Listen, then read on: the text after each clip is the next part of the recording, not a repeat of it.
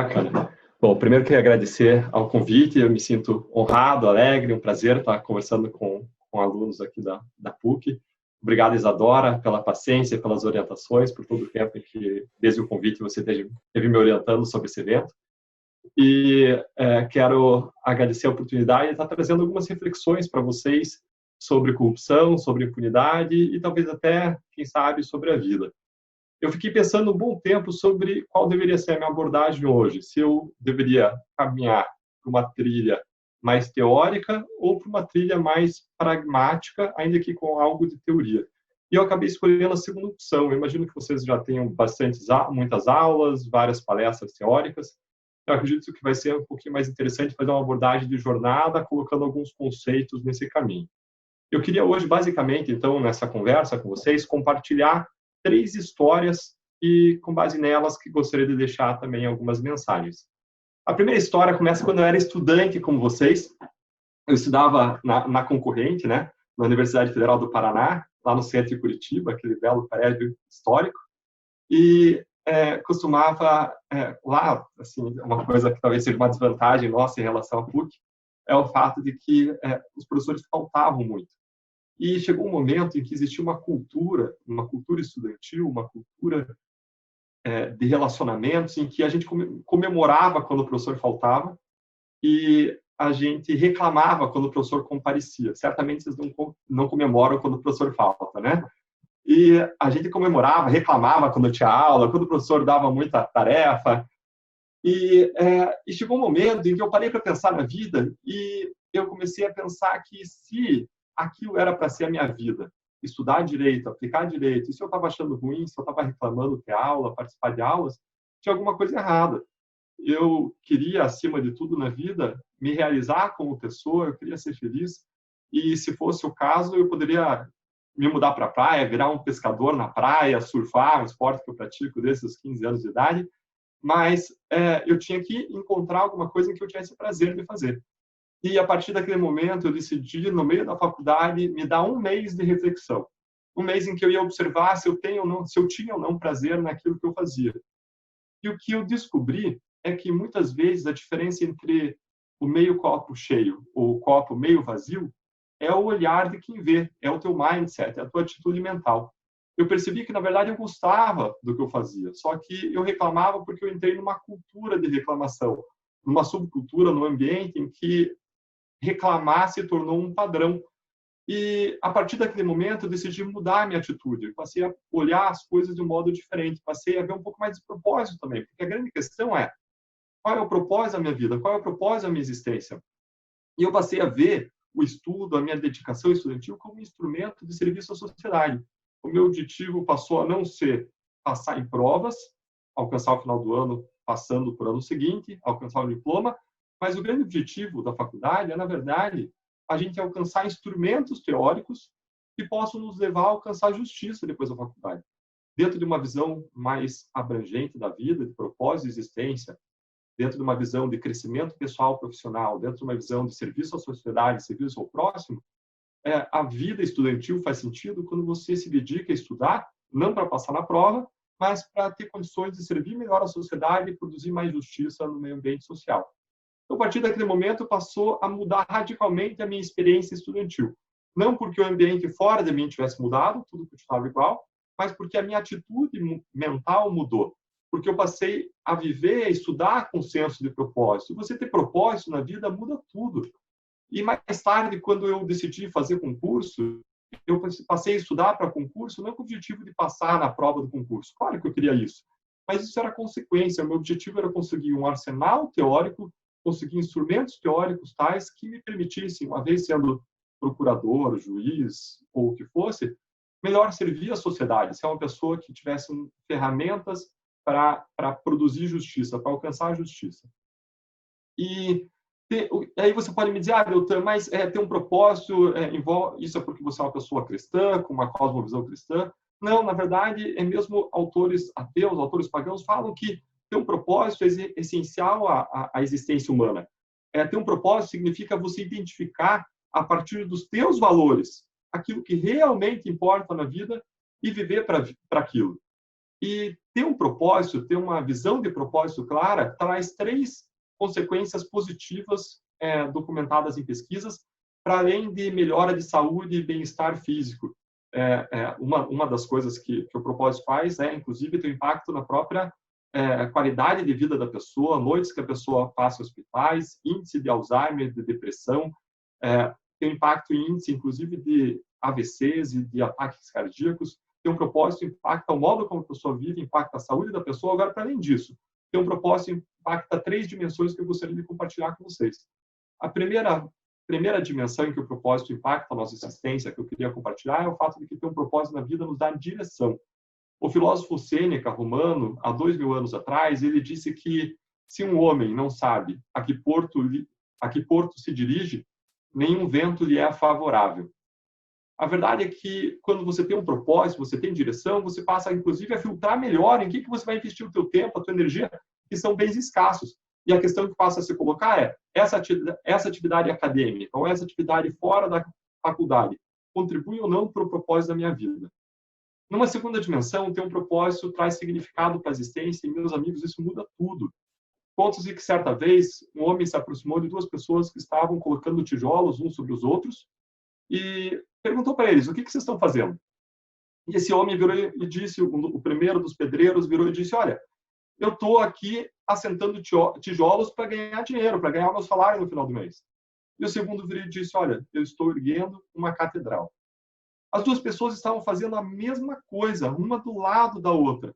A questão não é o que você faz, mas é a razão, o espírito, a atitude mental com que você faz aquilo que você faz. Pesquisas mostram que... Aí você pode me dizer: Deltan, mas tem diferença entre você trabalhar pensando em ganhar dinheiro ou você trabalhar pensando em servir a sociedade? Tem diferença quando você faz exatamente a mesma coisa? Tem sim.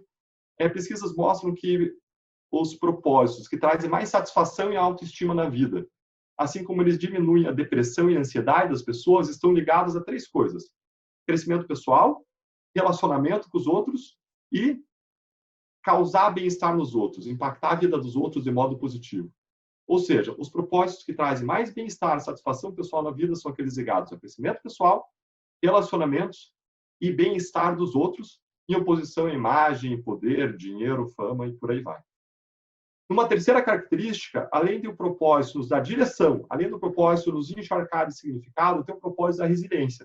Pesquisas feitas com pessoas que sofreram experiências traumatizantes e estressantes ao redor do mundo após terremotos mostraram que a capacidade de recuperação das pessoas está diretamente ligada, é diretamente proporcional à força do propósito na vida daquelas pessoas.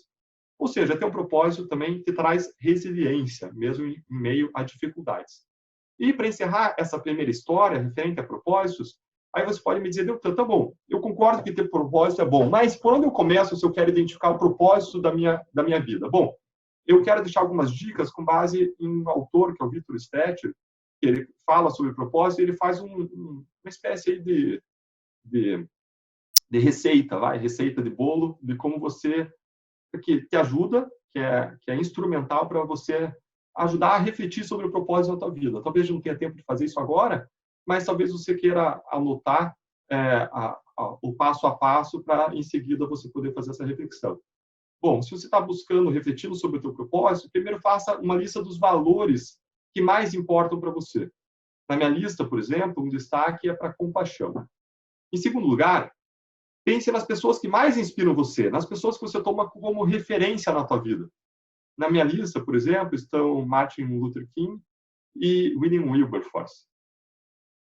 Em terceiro lugar, depois que você listar os valores e listar as pessoas, pense, faça aquilo que as pessoas chamam do teste da lápide. Pense aquilo que você gostaria que tivesse escrito sobre a sua lápide depois que você morresse. Coloca lá o seu nome, a data de nascimento, coloca a data de morte, como hoje, e aquilo que você gostaria que as pessoas falassem sobre você. Vamos lá, Isadora Munhoz fez isso, fez aquilo, foi isso, foi aquilo. Fernanda Ferreira fez isso, fez aquilo. E assim por diante. Em quarto lugar, registre os seus objetivos mais importantes de vida, aquilo que você acha que realmente importa para você, e talvez você queira fazer isso por áreas da vida, talvez na área acadêmica, área profissional, área de comunidade, talvez na sua área emocional, relacionamento com a família, com a comunidade. E depois de fazer isso, depois de listar seus valores, listar as pessoas, fazer o teste da lápide, e listar os objetivos por área, junta tudo isso numa declaração de propósito, coloca no lugar visível, cheque se isso obedece à regra de ouro de você agir para com os outros como você gostaria que agissem para com você, e viva isso. Bom, essa é a primeira história que eu queria compartilhar com vocês, em razão especial do momento de vida de vocês, estarem passando pela faculdade, colocando como uma reflexão e atitude mental pode mudar, às vezes, a nossa experiência na faculdade. Existia uma ideia de que os nossos sentimentos influenciam os nossos pensamentos. Isso é verdade. Agora, uma pesquisa que ficou muito famosa naquele livro Inteligência Emocional, foi um livro muito famoso há 2 décadas atrás, mostrou que não só isso acontece, mas também os nossos pensamentos impactam os nossos sentimentos. Ou seja, o modo como você se sente em relação à faculdade é impactado pelo que você pensa. E a diferença aqui é que, diferente dos sentimentos, o que você pensa é uma escolha pessoal tua. E você pode escolher o que você pensa em relação à faculdade. E a tua mudança de atitude mental pode ter um impacto de longo prazo na tua vida acadêmica e depois na tua vida profissional. A segunda história que eu queria contar para vocês hoje começa no início de 2014. Essas alturas eu já era um procurador da República há 11 anos, trabalhando na Procuradoria da República aqui em Curitiba, num prédio alto da Rua Marechal Deodoro. Logo depois da Mariano Torres, tem um prédio à direita com uma coluna retorcida. Eu estava lá no 14º andar, tinha uma grande janela pela qual eu via a bela cidade de Curitiba e estava lá trabalhando na frente do computador e de repente entra uma mulher, uma procuradora, coordena as atividades na área criminal na Procuradoria do Paraná.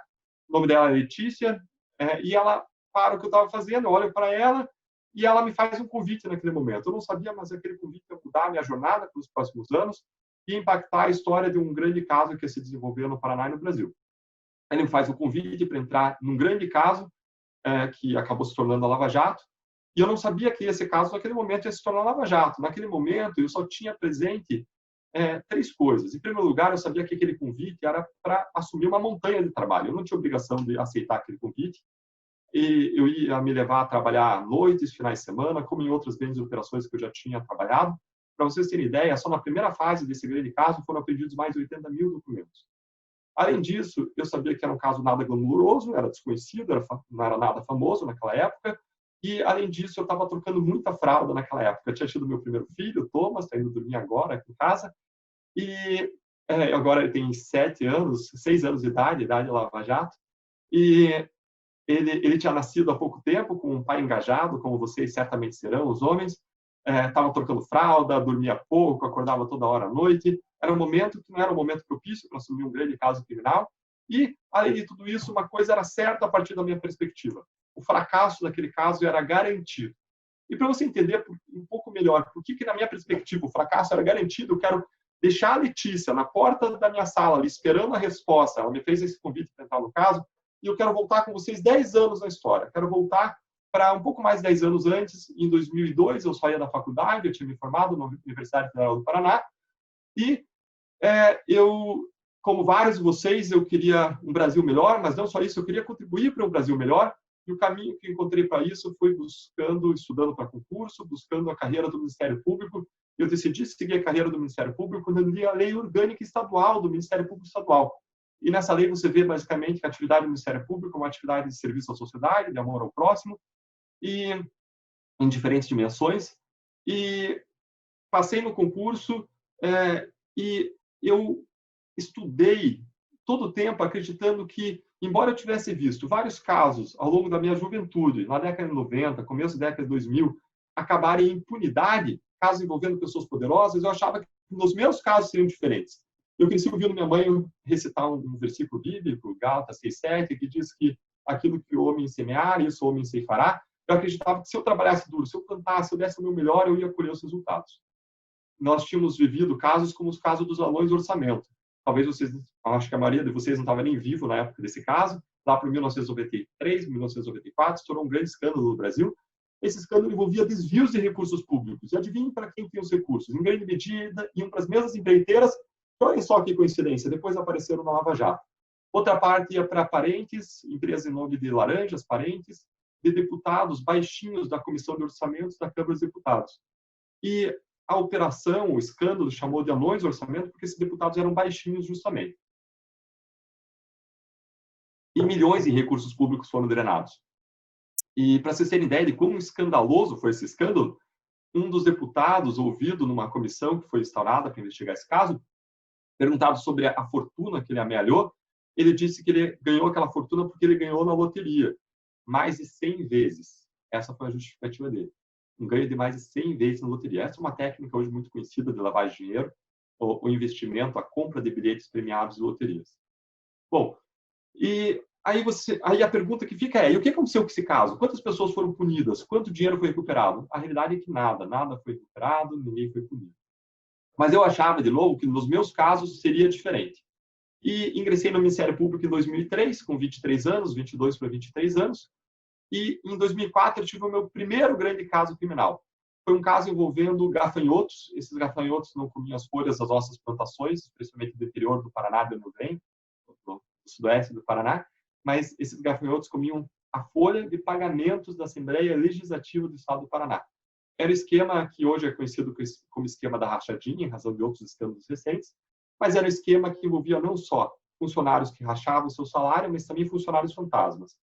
Nós identificamos dezenas de funcionários fantasmas, a investigação avançou, mas, com o tempo, passou a se descobrir evidência de envolvimento de deputados. Esse caso começou a ir de uma instância para outra em razão do foro privilegiado.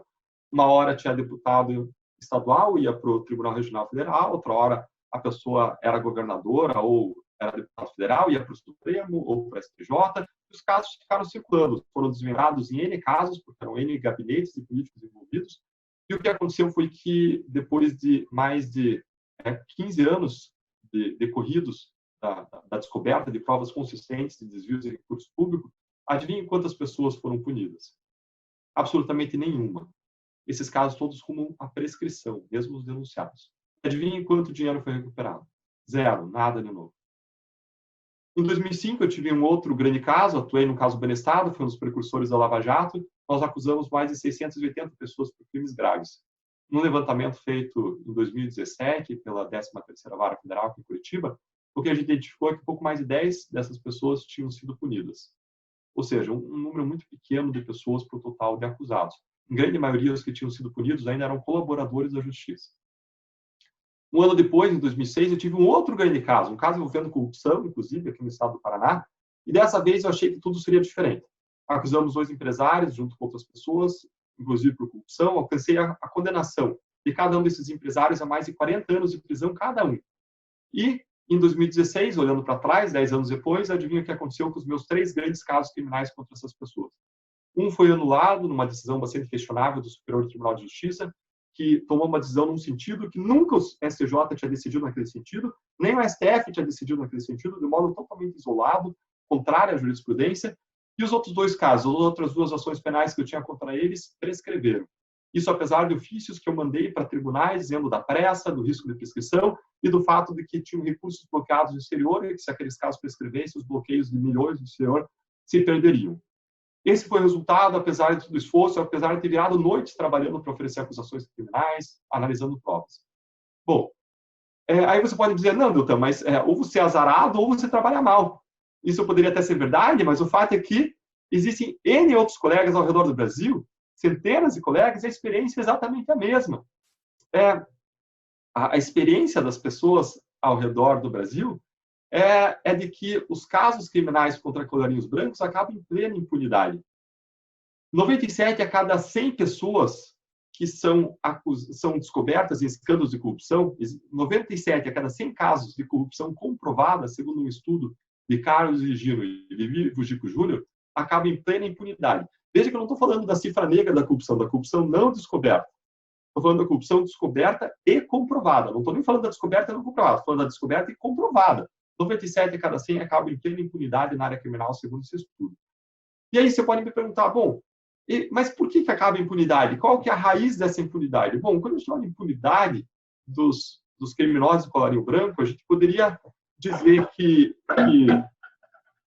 em primeiro lugar, é difícil descobrir o crime de corrupção. O crime de corrupção envolve um acordo de silêncio, um acordo em que não interessa nem ao corrupto nem ao corrompido revelar que o crime aconteceu. E mesmo quando você sabe que o crime aconteceu, e vem alguma informação, vem uma notícia do crime, por acaso, é muito difícil você comprovar que ele aconteceu, porque você poderia dizer, Deltan, mas é só ver o que o cara fez errado. Não é. Existem crimes de corrupção, que são chamados de corrupção imprópria, em que a pessoa faz aquilo que ela já devia fazer. O errado e o que torna aquele ato uma corrupção não é ele fazer, não é o que ele faz, mas ele receber dinheiro para o que ele fez. É a corrupção do caso Mensalão, em que pessoas recebiam, parlamentares recebiam para votar. Não tem nada errado ele votar no sentido A ou no sentido B. Isso é da livre escolha dele. O errado é ele votar no sentido A ou no sentido B, recebendo por isso. Então, se você fosse olhar os votos dos parlamentares no caso Mensalão, olhando os atos de ofício, você jamais ia identificar o ato ilegítimo. E mais, essas autoridades praticam centenas de atos semanais e ninguém vai ser bobo, ninguém vai praticar um ato que não tem uma aparência de ato lícito. Então, é muito difícil você, analisando os atos, você identificar corrupção. Para vocês terem ideia, lá no começo da Lava Jato, a gente chamou os advogados da Petrobras para conversar, dizendo que a gente tinha indícios de lavagem de dinheiro, decorrentes de corrupção, e que a gente queria investigar a corrupção. E pediu para eles analisarem os contratos da refinaria Abreu e Lima. Lá foram eles, analisaram, e eles voltaram com uma resposta. Eles concluíram o seguinte, lá no começo da Lava Jato, antes de vir à tona todo o escândalo. Falaram, olha, Deltan, é impossível ter corrupção dentro da Petrobras. A gente revisou todos os atos numa sala fechada, e além da nossa revisão dos atos, ainda teve uma auditoria interna prévia da Petrobras, e teve uma auditoria externa de uma daquelas grandes empresas de auditoria mundiais, e nada se encontrou de errado. Isso para vocês terem ideia do quanto que é difícil encontrar ato de ofício. Aqueles advogados, eu tenho certeza, não estavam de má fé no que eles estavam fazendo. Não. O fato é que o ato de ofício é muitas vezes disfarçado de ato legítimo. Aí você pode dizer, não, eu tenho mais siga o dinheiro. Siga o dinheiro, o follow the money, que foi estratégia muito famosa no caso Watergate, que levou à renúncia do presidente americano Richard Nixon, é hoje uma falácia em grande medida, porque tem hoje profissionais especializados em lavagem de dinheiro. E aí imagine o seguinte, esses profissionais especializados em lavagem de dinheiro, eles têm lá o seu saco de dinheiro. Eles recebem dinheiro sujo de uma origem, dinheiro sujo de uma segunda origem, dinheiro sujo de uma terceira origem, entra tudo no saco, ele bota a mão no saco, tira a mão do saco, e a questão é, de qual origem que é esse dinheiro que ele está tirando para fazer um pagamento? É muito difícil você fazer rastreamento. E para piorar, esse lavador de dinheiro profissional não tem um saco, ele tem vários sacos. E às vezes o dinheiro entra em um saco e ele tira de outro saco para fazer o pagamento. Assim funciona, por exemplo, com as operações do dólar cabo presentes em todos os casos de corrupção ao redor do Brasil. Alguém faz um pagamento aqui no Brasil para o doleiro, em espécie, que é quase impossível de rastrear, ou em depósito bancário, e lá no exterior, o doleiro usa uma disponibilidade monetária que ele já tem numa conta, em nome de uma offshore, uma empresa sediada num paraíso fiscal, e faz uma transferência a partir daquela conta. Ou seja, ele não faz o dinheiro sair do Brasil para o exterior. Ele recebe dinheiro do Brasil e usa o dinheiro que ele já tem no exterior para pagar alguém. Ou o contrário, ou ele recebe dinheiro de outras fontes lá no exterior e paga para alguém aqui do Brasil. Gente, por exemplo, que já mandou dinheiro de corrupção há 10 anos, quer trazer para o Brasil, manda para a conta dele e ele paga no Brasil. E existem N operações ainda mais complexas e mais difíceis de rastrear do que essas que eu estou mencionando. Então, corrupção é muito difícil de descobrir, quando você descobre é difícil de comprovar. Quando você comprova, você começa a enfrentar uma série de barreiras. A grande virtude da Lava Jato foi ultrapassar a barreira das nulidades da prescrição, que é o comum, é o modo normal de tratamento no nosso sistema penal dos casos envolvendo colarinhos brancos. São as nulidades e a prescrição. É muito difícil ainda que se comprove o caso, que o caso não seja anulado. Tem um livro que aborda muito bem isso, que é esse livro aqui, ó, o livro do Diogo Cassor de Matos, Amigo do Direito Penal. Acho que a ilustração desse livro é sensacional, mostra como o nosso sistema de justiça ele trata de modo leniente os colarinhos brancos e trata de modo, muitas vezes, excessivamente severo as pessoas vulneráveis. E esse livro faz uma análise de uma série de casos, mostra como, quando está presente uma mesma questão de direito, em casos de réus pobres e casos de réus ricos, essa mesma questão de direito leva à anulação de casos de réus ricos e não leva à anulação dos casos de réus pobres. Além disso, a teoria da prova ilícita ela foi importada dos Estados Unidos de modo manco, de modo mononuclear, de modo assimétrico. E o que eu quero dizer com isso? A teoria da prova ilícita, ela toma em consideração a ilicitude de uma prova para excluí-la, mas lá nos Estados Unidos, de onde a gente importou a nossa teoria de novo, é feita um teste de preponderância que avalia o interesse público existente na manutenção da prova e na exclusão da prova para se determinar se a prova é excluída ou não do processo. Isso faz, por exemplo, com que determinadas provas não sejam excluídas do processo. Eu estou falando que lá se legitima a tortura? Não, não é nada disso. Ninguém está falando de violações graves a direitos fundamentais. Esse tipo de prova é nulo, imprestável, deve ser jogado no lixo. Eu estou falando, sim, de provas que decorrem, por exemplo, de um mandado de busca e apreensão assinado por um juiz de direito, e a polícia vai lá e cumpre o mandado, coleta provas, junta os autos da investigação, e aí um tribunal, revisando aquela decisão judicial que determinou a busca e apreensão, discorda dos fundamentos, ou entende que a decisão não está suficientemente fundamentada. Ora, aqueles policiais foram cumprir uma decisão de um juiz, aparentemente, um juiz competente, aparentemente uma decisão legítima, e uma das teorias norte-americanas é a teoria da boa-fé, que exclui a licitude dessa prova. Existem teorias muito bem amparadas, num dos países que é o berço de defesa dos direitos fundamentais, que permite esse tipo de raciocínio, mas no Brasil a gente importou a teoria mais de modo novo, monocular, de modo assimétrico.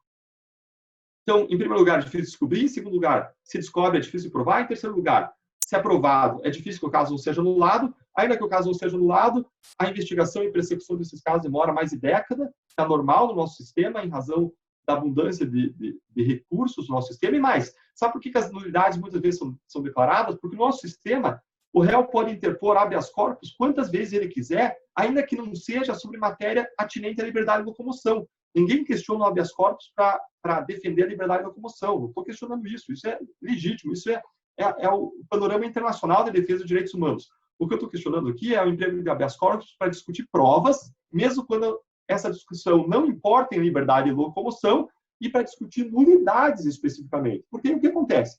O réu entra com habeas corpus, ele vai ter chance na primeira instância, na segunda, na terceira e na quarta, certo? E ele tem ainda a chance com o relator e a chance com a turma. E, ainda que ele perca, se o processo demora 10, 20 anos, diferentes réus, em diferentes momentos, podem interpor diferentes habeas corpus e podem ter chances com as diferentes composições das turmas que vão mudando. E olha que interessante, ainda que um tribunal, ainda que um juiz da primeira instância considere a prova lícita e válida, a segunda instância, os 3 julgadores considerem a prova lícita e válida, vai para a terceira instância, os 5 julgadores, de modo unânime, consideram a prova lícita e válida, vai para a quarta instância brasileira, 3 contra 2 consideram aquela prova inválida, ou pior, 2 contra 2 tem um empate no habeas corpus, consideram a prova inválida e cai todo o processo, cai toda a investigação. Ou ainda no STJ se declara inválida por 3-2 e o Ministério Público nem pode recorrer, porque o direito ao recurso no habeas corpus ele é assimétrico. O Ministério Público não pode recorrer de decisão que concede habeas corpus. Isso traz uma dificuldade muito grande, uma disparidade de armas no tocante a habeas corpus quando discute nulidades, especialmente quando não está envolvida a liberdade de locomoção. Então, de novo, difícil descobrir, difícil provar, difícil que o caso não seja anulado. Quando não é anulado, o caso demora normalmente década, existe uma injustiça já intrínseca à demora. Rui Barbosa dizia que justiça demorada é justiça nenhuma, mas além da demora trazer essa injustiça em si, natural, decorrente, imanente a ela, a demora ainda acarreta a prescrição. A gente tem um sistema de prescricional altamente leniente, favorável à prescrição de crimes de colarinhos brancos. Quando você consegue que o caso não seja anulado, que não prescreva, você passa por todos esses filtros e barreiras, ainda a gente enfrenta frequentemente novas barreiras para executar a pena, e se você conseguir a pena no Brasil, parece alta a pena de corrupção, de 2 a 12 anos, mas não é alta. Por quê? Porque a tradição brasileira é de você fixar a pena, fazer a dosimetria a partir do mínimo, e essa pena dificilmente vai passar de 4 anos. Se for um crime de corrupção, dificilmente vai passar de 4 anos.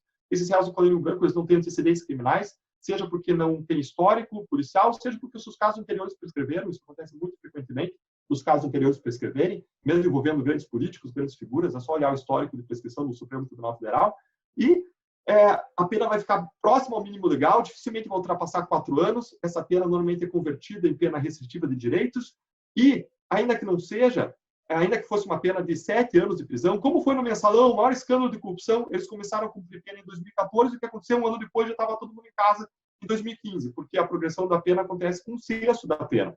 1/6 depois de começar a cumprir a pena, em regime semiaberto, no caso do Mensalão, o maior escândalo de corrupção da história foi a Lava Jato, eles foram cumprir os políticos em regime semiaberto, um ano depois eu estava em casa.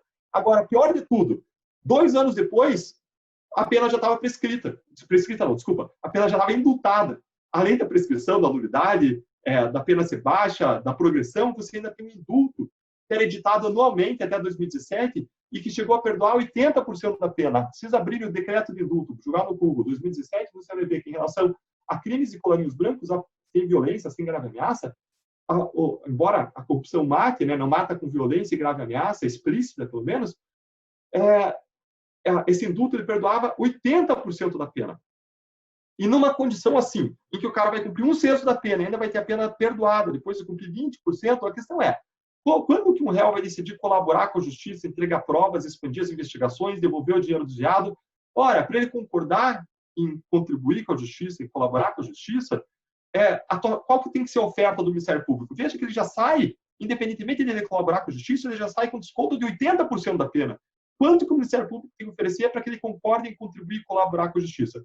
Então, eventual pena menor ou reduzida, o que a gente não gosta, ninguém gosta da pena pequena para réu, ninguém vê um réu que confesse crimes, que reconheça que seja condenado, ninguém gosta que seja uma pena desproporcional à gravidade do crime, né?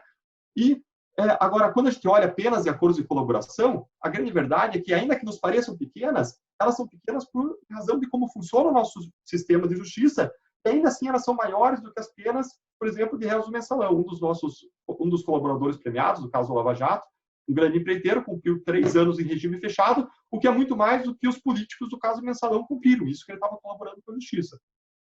Bom, então esse é o cenário da impunidade, em relação aos réus do colarinho branco, e mensalão e Lava Jato foram pontos fora da curva da impunidade, mas não mudaram a curva da impunidade. As mesmas leis que geram impunidade sistêmica estão lá, mas por uma série de fatores improváveis, aleatórios, esses casos aconteceram de dar certo. Eu poderia até conversar sobre esses fatores aleatórios, mas ia tomar 20 minutos e eu acho que a gente pode aproveitar o tempo aqui um pouco melhor. Bom, depois de tantos fracassos, lembrem que a Letícia me fez o convite em 2014, eu voltei com vocês no tempo para 2002, 2003, passei a narrar vários casos de fracasso, passei a falar sobre as causas de impunidade, e depois de dar muito errado o trabalho, eu decidi não desistir, eu decidi mudar de estratégia, fui estudar um ano em Harvard, uma universidade norte-americana que expandiu meus horizontes, me fez conhecer um sistema de justiça penal que funciona muito melhor do que o nosso, e voltei ao Brasil pensando em fazer mais, fazer melhor, fazer diferente a partir dessa experiência que eu tive lá. E logo em seguida que eu voltei, eu tive meu primeiro filho, Thomas, em final de 2013, e no começo de 2014, então, veio o convite da Letícia. Eu tinha várias razões para dizer não. Para vocês terem ideia, depois, quando chegou um ponto, né, de tão corrido, hoje eu estou com 3 filhos, bastante gente, né? E junto com a Lava Jato, e eu tenho que dizer uma coisa para vocês ainda, que vão ser pais no futuro, que o trabalho que 3 crianças pequenas em casa dá, não é nada comparado ao trabalho da Lava Jato, quer dizer, o trabalho da Lava Jato não é nada comparado ao trabalho que 3 filhos pequenos dão em casa. E estava num momento na minha vida em que a tendência seria dizer não para aquele convite da Letícia, em razão do trabalho, em razão das frustrações passadas, mas naquele momento eu decidi aceitar o desafio, porque ao mesmo tempo que eu tinha razões para dizer não, para recusar as frustrações do passado, eu tinha razões para dizer sim. E essas razões para dizer sim, elas têm muito a ver com os danos que os crimes de colarinho branco, que os crimes de corrupção causam para todos nós. E eu queria passar um vídeo que, em termos de crise de saúde, nos fala um pouco sobre esses danos que os crimes de colarinho branco causam para todos nós. Eu vou fazer o meu melhor aqui para conseguir dividir a tela com vocês e passar o vídeo. Eu preciso de uma liberação do host, está aqui, host disabled participant screen sharing. Eu precisava de uma liberação para eu poder dividir o vídeo com vocês na minha tela. Boa, ótimo, obrigado. Vamos lá. Aqui.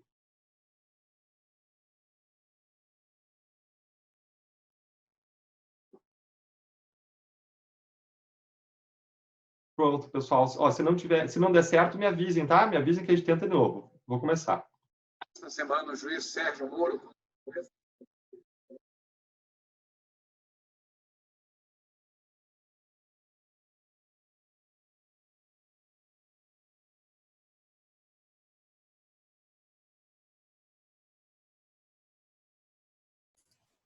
Doutor, acho que tá sem som só.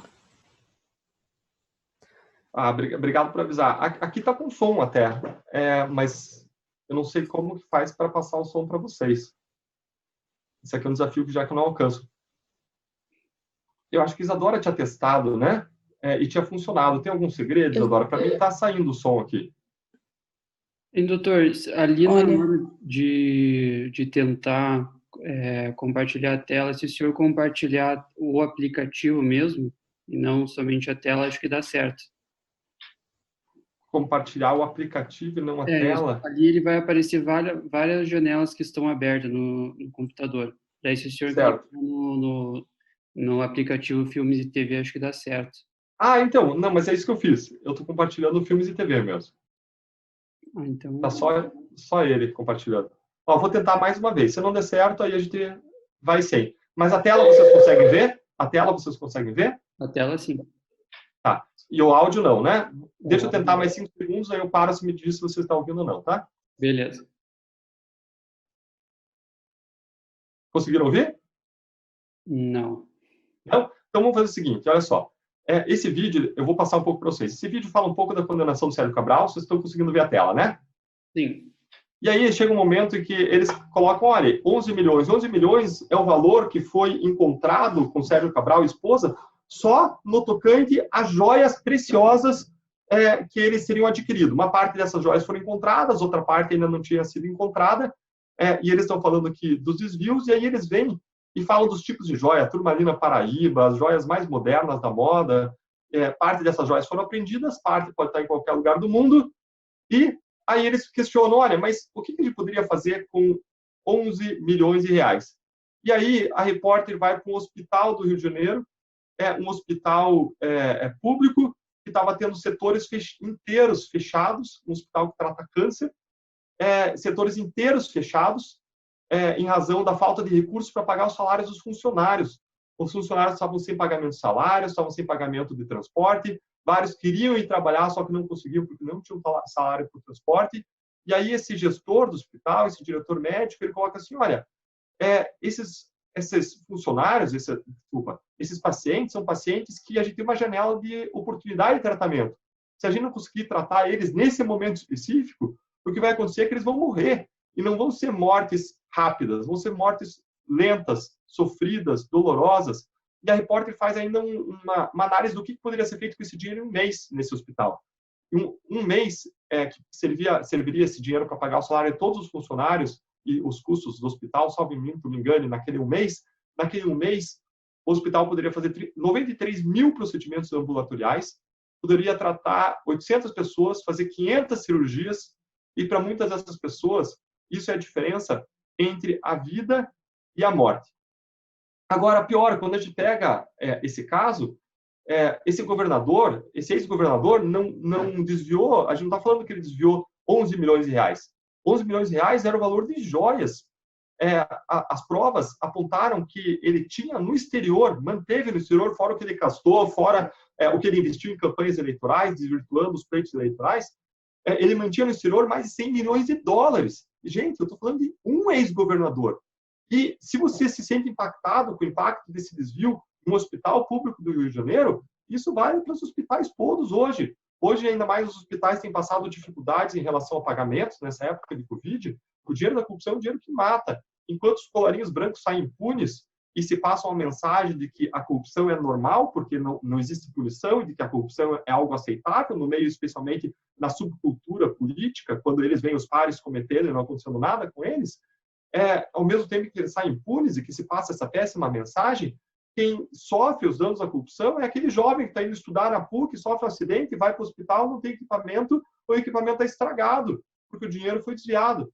Quem paga o preço da corrupção são aqueles jovens que foram a uma boate à noite e aquela boate pegou fogo, queimou seus corpos e funcionava aquela boate mediante pagamento e propina, porque não atendia os requisitos de segurança. Quem paga o preço da corrupção são aquelas crianças que comiam biscoito no almoço da escola, lá em São Paulo, como uma reportagem mostrou, ou que tomavam leite aguado, porque o dinheiro do leite tinha sido desviado no esquema de corrupção. Não tem como a gente negar. A corrupção vai impactar o teu futuro, o meu futuro, as nossas oportunidades. Índices de corrupção mostram que quanto maior a corrupção, pior é DH. A corrupção impacta índice de renda, índice de saúde, índice de educação das pessoas. Não tem como a gente escapar. E aí você pode me dizer, você está falando sobre danos da corrupção, mas isso não importa para a gente. Está todo mundo aqui já convencido sobre isso.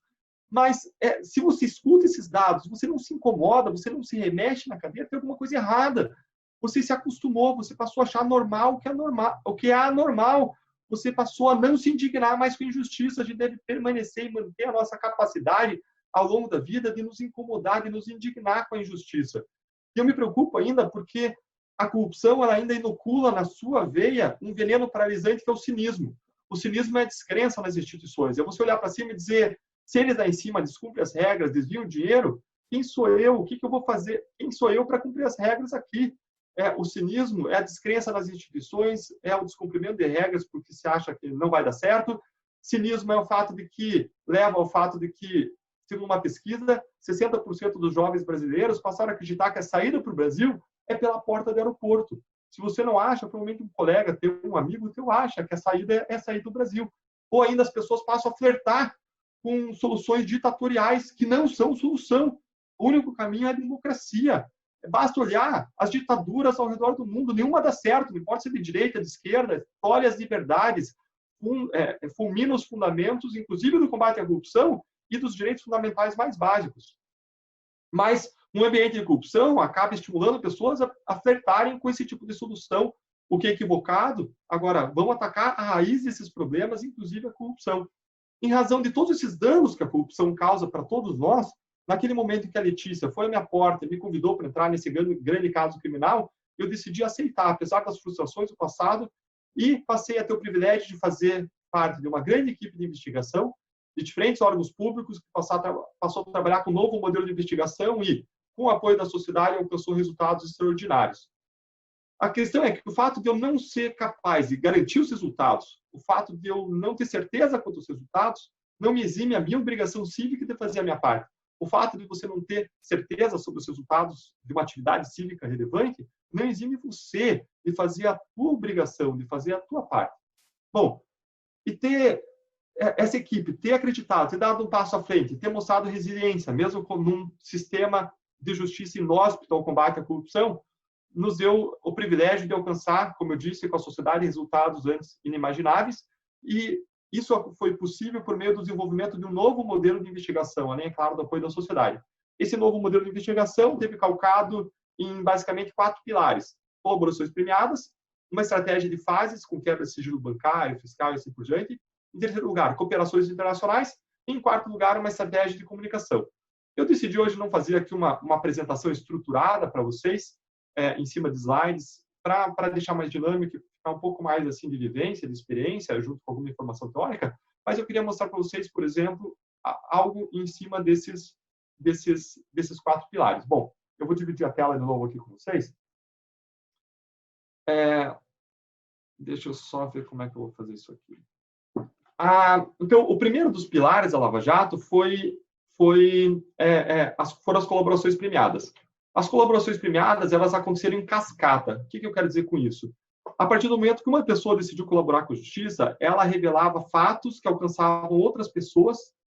O primeiro dos colaboradores, deixa eu ver se eu consigo avançar aqui. O primeiro dos colaboradores foi Paulo Roberto Costa, o segundo foi Alberto Youssef, e cada pessoa que colaborava entregava informações e provas relevantes sobre outras pessoas que participavam do esquema. Deixa eu avançar um pouco mais aqui. Opa, deixa eu voltar agora. Isso. E o que aconteceu foi que umas peças foram levando as outras e a gente avançou de uma suspeita de corrupção com prova de lavagem de dinheiro sobre Paulo Roberto Costa, avançou para, primeiro, comprovar a corrupção endêmica dentro de uma área da Petrobras. Para vocês terem ideia, cada diretoria da Petrobras tinha um orçamento equivalente ao orçamento do Ministério do Brasil, era maior do que vários ministérios do Brasil. Em primeiro lugar, se alcançou a corrupção de políticos vinculados ao Partido Progressista, algumas empresas. Em seguida, a investigação evoluiu e se alcançou outras empresas e corrupção em outra área da Petrobras, diretoria de serviços, vinculada a partidos trabalhadores.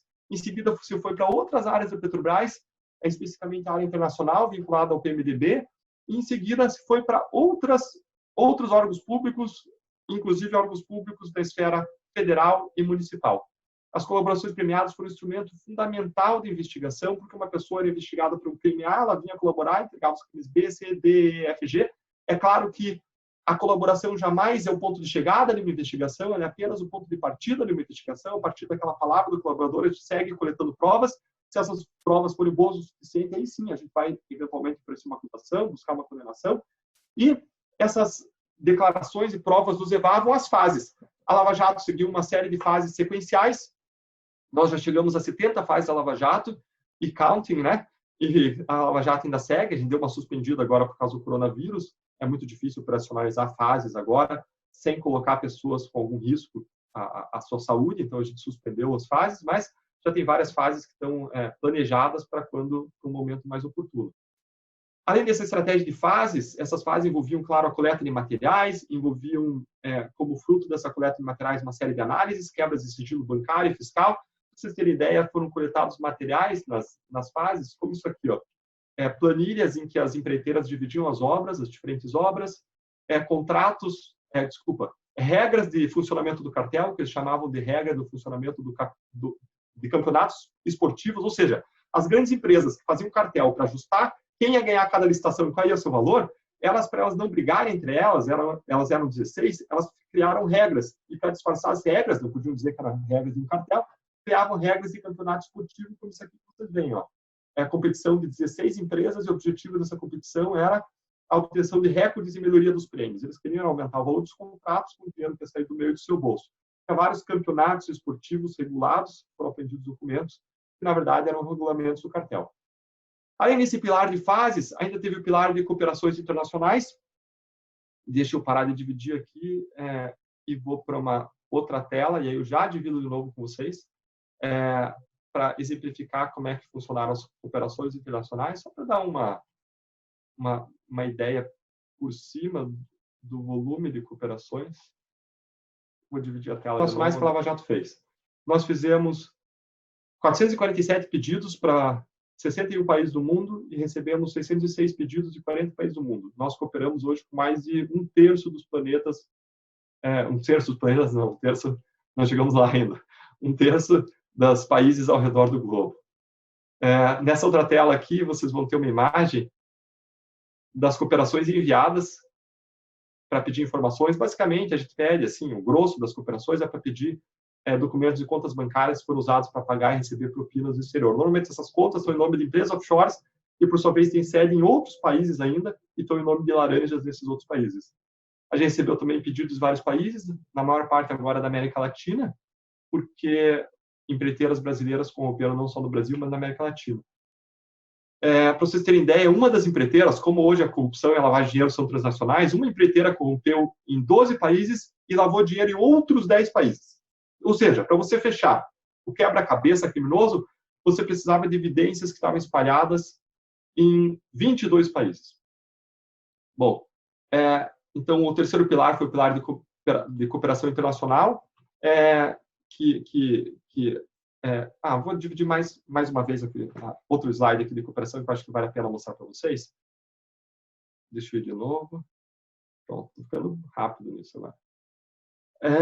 Aí vocês veem um rastreamento financeiro de pagamentos feitos no exterior, tá? Deixa eu ver se eu consigo gerar aqui um apontador laser. Vocês estão vendo agora o meu apontador, imagino, né? Se não verem, por favor, me avisem. Sim, obrigado, Fernanda. Ótimo. Então, o que vocês veem aqui, basicamente, é uma operação muito complexa de lavagem de dinheiro com uma série de transações. Essa primeira coluna aqui está uma empreiteira que, a partir de contas mantidas no exterior, em nome dela mesma, nos Estados Unidos, passava dinheiro para contas mantidas em outros países. Então, sempre que você vê aqui, por exemplo, esse CSN aqui, CSN significa que é uma offshore Swift&Nash. O que é isso? É uma empresa sediada no paraíso fiscal. Nesse caso, a empresa estava sediada nesse país aqui, que é as Ilhas Virgens Britânicas. Essa primeira bandeira corresponde ao país em que está sediada a offshore, que é a titular da conta. E o segundo país, a segunda bandeira, é onde que a offshore tinha uma conta bancária e movimentou os valores. Então, vejam aqui que você vê a empreiteira transferindo milhões de dólares aqui para a Smith&Nash, com diferentes transferências. E essa Smith&Nash concede nas Ilhas Virgens Britânicas, em nome de terceiros, em nome de laranjas, mas que tinha como controladora efetiva essa mesma empreiteira. Ela fazia transferências a partir da sua conta na Suíça, por exemplo, para essa conta Sagar. Essa conta Sagar estava em nome de offshore. Essa offshore ela tinha sede no Panamá, e essa offshore panamenha tinha uma conta na Suíça. Agora, quem controlava de verdade, a gente chama quem controla de proprietário beneficiário no caso dessas offshores, tá? O verdadeiro proprietário, que a gente chama de proprietário beneficiário dessa conta, que estava em nome da empresa Sagar, era Paulo Roberto Costa. E a gente identificou transações, por exemplo, saindo da conta da Smith&Nash e entrando lá na conta de Paulo Roberto Costa. É interessante que essa empreiteira ela foi muito agressiva conosco na investigação. Ela negava os crimes, falava que jamais tinha pago nada, falava que o Ministério Público abusava, praticava excessos, não parava de cometer erros, ilegalidades, abusos sobre ela, até que a gente conseguiu alcançar esses documentos no exterior, comprovou os crimes, e ela passou a tomar uma outra postura, passou a colaborar com a justiça e passou a parar de realizar ataques, inclusive na imprensa, apagando páginas em jornais. Isso reflete um pouco do próximo tema que eu queria falar com vocês, que foi a guerra de comunicação. Não adianta você iludir que num caso desses, envolvendo tantas pessoas poderosas, tantos recursos, você vai conseguir trabalhar tranquilo. Você jamais vai conseguir trabalhar tranquilo num caso desses. Existe uma espécie aí de guerra de comunicação com empresas, políticos usando suas máquinas, seus marqueteiros profissionais, empresas de comunicação que eles controlam, robôs na internet, trolls, pagando ou financiando blogs, pessoas que são influenciadores, formadores de opinião, e essas pessoas vão repercutir uma série de acusações, muitas vezes acusações falsas. Claro que existem divergências na Lava Jato, divergências teóricas, linhas mais garantistas que discordam de algumas coisas. Acho tudo legítimo, acho que essas questões levam para os tribunais decidem. Os tribunais, aliás, ampararam mais de 95% dos habeas corpus, ampararam a atuação da Justiça e do Ministério Público em primeira instância. E mesmo nos outros casos, jamais foi identificada, comprovada qualquer irregularidade grave na Lava Jato. Agora, o que a gente viu foi a repetição de discursos repetidos insistentemente, uma estratégia que parecia estratégia Goebbels, de repetir uma mentira 1000 vezes até que ela pareça verdade. Então, se repetiu 1000 vezes que a Lava Jato prendia para forçar colaborações. Isso é uma mentira desmentida por números. Vocês ouviram, certamente vão ouvir isso, ou no ambiente acadêmico, ou fora, ou na imprensa, ou em algum lugar, alguém fazer alguma acusação desse tipo. Mas, quando você vai olhar os números, você vai identificar que um percentual muito pequeno dos nossos colaboradores, deixa eu pegar aqui até para ser exato, olha só, antes da gente fazer uma colaboração com o Odebrecht, que estava quase todo mundo solto no caso do Odebrecht, antes da Odebrecht, dos nossos 78 colaboradores, só 20 estavam presos. Ou seja, não foram as prisões que geraram as colaborações da Lava Jato. De coisa de 80 colaboradores, só 20, um quarto, 25% estavam presos. E mais, prisões não geram colaborações. A gente tem no Brasil mais de 240 mil presos provisórios. Isso não gera um ínfimo caso de colaborações, um percentual mínimo de colaborações, ou seja, prisões provisórias também não geram colaboração. E mais, todas as iniciativas em todos os acordos de colaboração foram sempre da defesa. A defesa deu o primeiro passo com o seu advogado e foi lá nos perguntar e fazer questionamentos e pedir o acordo. Jamais a gente, se fosse a gente pressionando para fazer acordo, o normal ia ser fazer uma prisão e ir lá fazer uma oferta tentadora para o réu colaborar, que é algo que seria legítimo, mas que nunca aconteceu, repito de novo. Outra coisa repetida, que é uma desmentida facilmente por números, é o mito de que a Lava Jato prendeu muito. Nossa, a Lava Jato praticou excesso nas prisões preventivas. Ora, a prisão é ou não excessiva quando você olha o decreto de prisão e olha se está fundamentado e se é fundamento lá de acordo com a lei. E você vai olhar, todos os fundamentos de prisão são muito justificados, explicados com base em fatos concretos. Paulo Roberto Costa, por exemplo, na primeira fase da Lava Jato, nem foi preso. Ele foi preso em seguida, na segunda fase, porque depois da primeira fase, o que se identificou é que ele suprimiu, obstruiu a investigação, ele suprimiu evidências. Enquanto a polícia estava cumprindo os mandados, ele encaminhou parentes para irem retirarem materiais no lugar que era alvo das buscas e apreensões. E, quando a gente olha o todo dos acusados da Lava Jato, eu fiz 3 fotografias em momentos históricos da Lava Jato, e o que eu constatei é que o número de presos em proporção ao número de acusados, nunca passou de 11%, ou seja, o número de presos em relação ao total não era 80% dos nossos acusados presos, não era 50%, era coisa de 10% dos acusados presos, e, em geral, cerca de 3% desses acusados presos, sem já existir uma condenação criminal. Ou seja, um percentual pequeno para a dimensão, para a gravidade do caso, que mostra, mais uma vez, que as prisões foram usadas de modo módico, de modo parcimonioso, mas você vê os discursos em contrário sendo repetidos sem base em números, de modo incessante.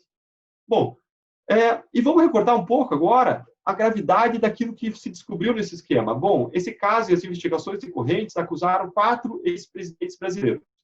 Um foi acusado por organização criminosa, 3 por corrupção e lavagem de dinheiro. Num apartamento vinculado a uma pessoa próxima a um desses presidentes, então presidentes que estavam ocupando a presidência, a Polícia Federal encontrou mais de 51 milhões de reais em dinheiro dentro de caixas de papelão e malas de viagem. Algo absurdo. Como eu disse, um ex-governador do Rio de Janeiro foi acusado de receber mais de 100 milhões de dólares em propinas, e ele reconheceu isso em razão de evidências avassaladoras. Um ex-funcionário da Petrobras, um ex-gerente da Petrobras, não era nem diretor, foi encontrado no exterior, nas suas contas, mais de 100 milhões perto de 100 milhões de dólares, cerca de 100 milhões de dólares encontrados em contas do exterior de um ex-funcionário da Petrobras. No setor privado, as maiores empreiteiras do país estavam envolvidas no esquema, dezenas de seus donos, altos executivos foram condenados, processados, condenados, foram presos. Uma única empresa desse pool de empresas, uma única empresa decidiu colaborar com a justiça e implicou 415 políticos de 26 diferentes partidos. Gente, o esquema de corrupção não é partidário, não é de um partido A e de um partido E, ele é pluripartidário. Uma empresa, e lembrem que a empresa não é o vértice do esquema. O vértice do esquema é um sistema político-partidário de corrupção. Dentro desses 415 políticos nomeados, estavam quase um terço dos senadores, quase um terço dos ministros, quase metade dos governadores, então.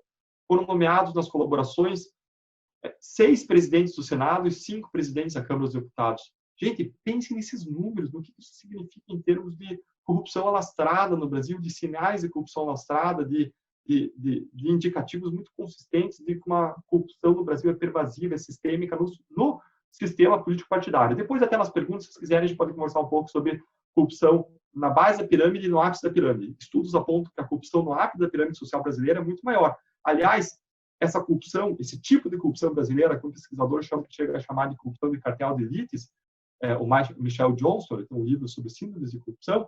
Esse tipo de corrupção de cartéis de elites explica um pouco da nossa impunidade, porque se a corrupção ela acontece numa associação de elites empresarial e política, e é o que vários sociólogos, estudiosos chamam de capitalismo de compadrio, aí você passa a entender a impunidade brasileira. Por quê? Porque a impunidade é só a cereja do bolo da corrupção.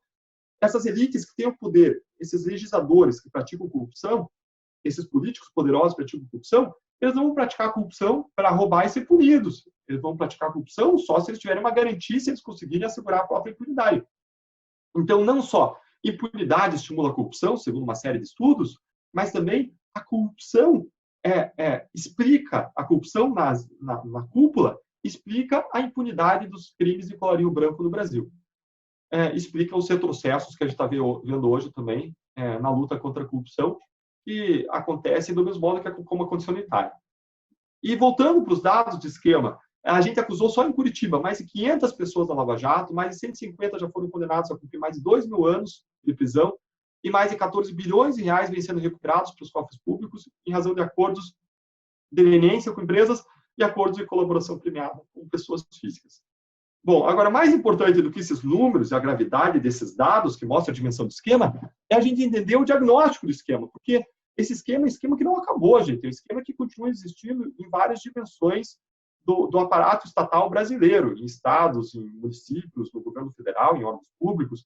E qual que é a lógica dessa corrupção? Qual é a lógica dessa corrupção? A gente poderia resumir, a partir do momento que a Lava Jato expandiu para vários órgãos, várias empresas colaboraram para explicar e apontar corrupção em várias órbitas, estadual, municipal, federal.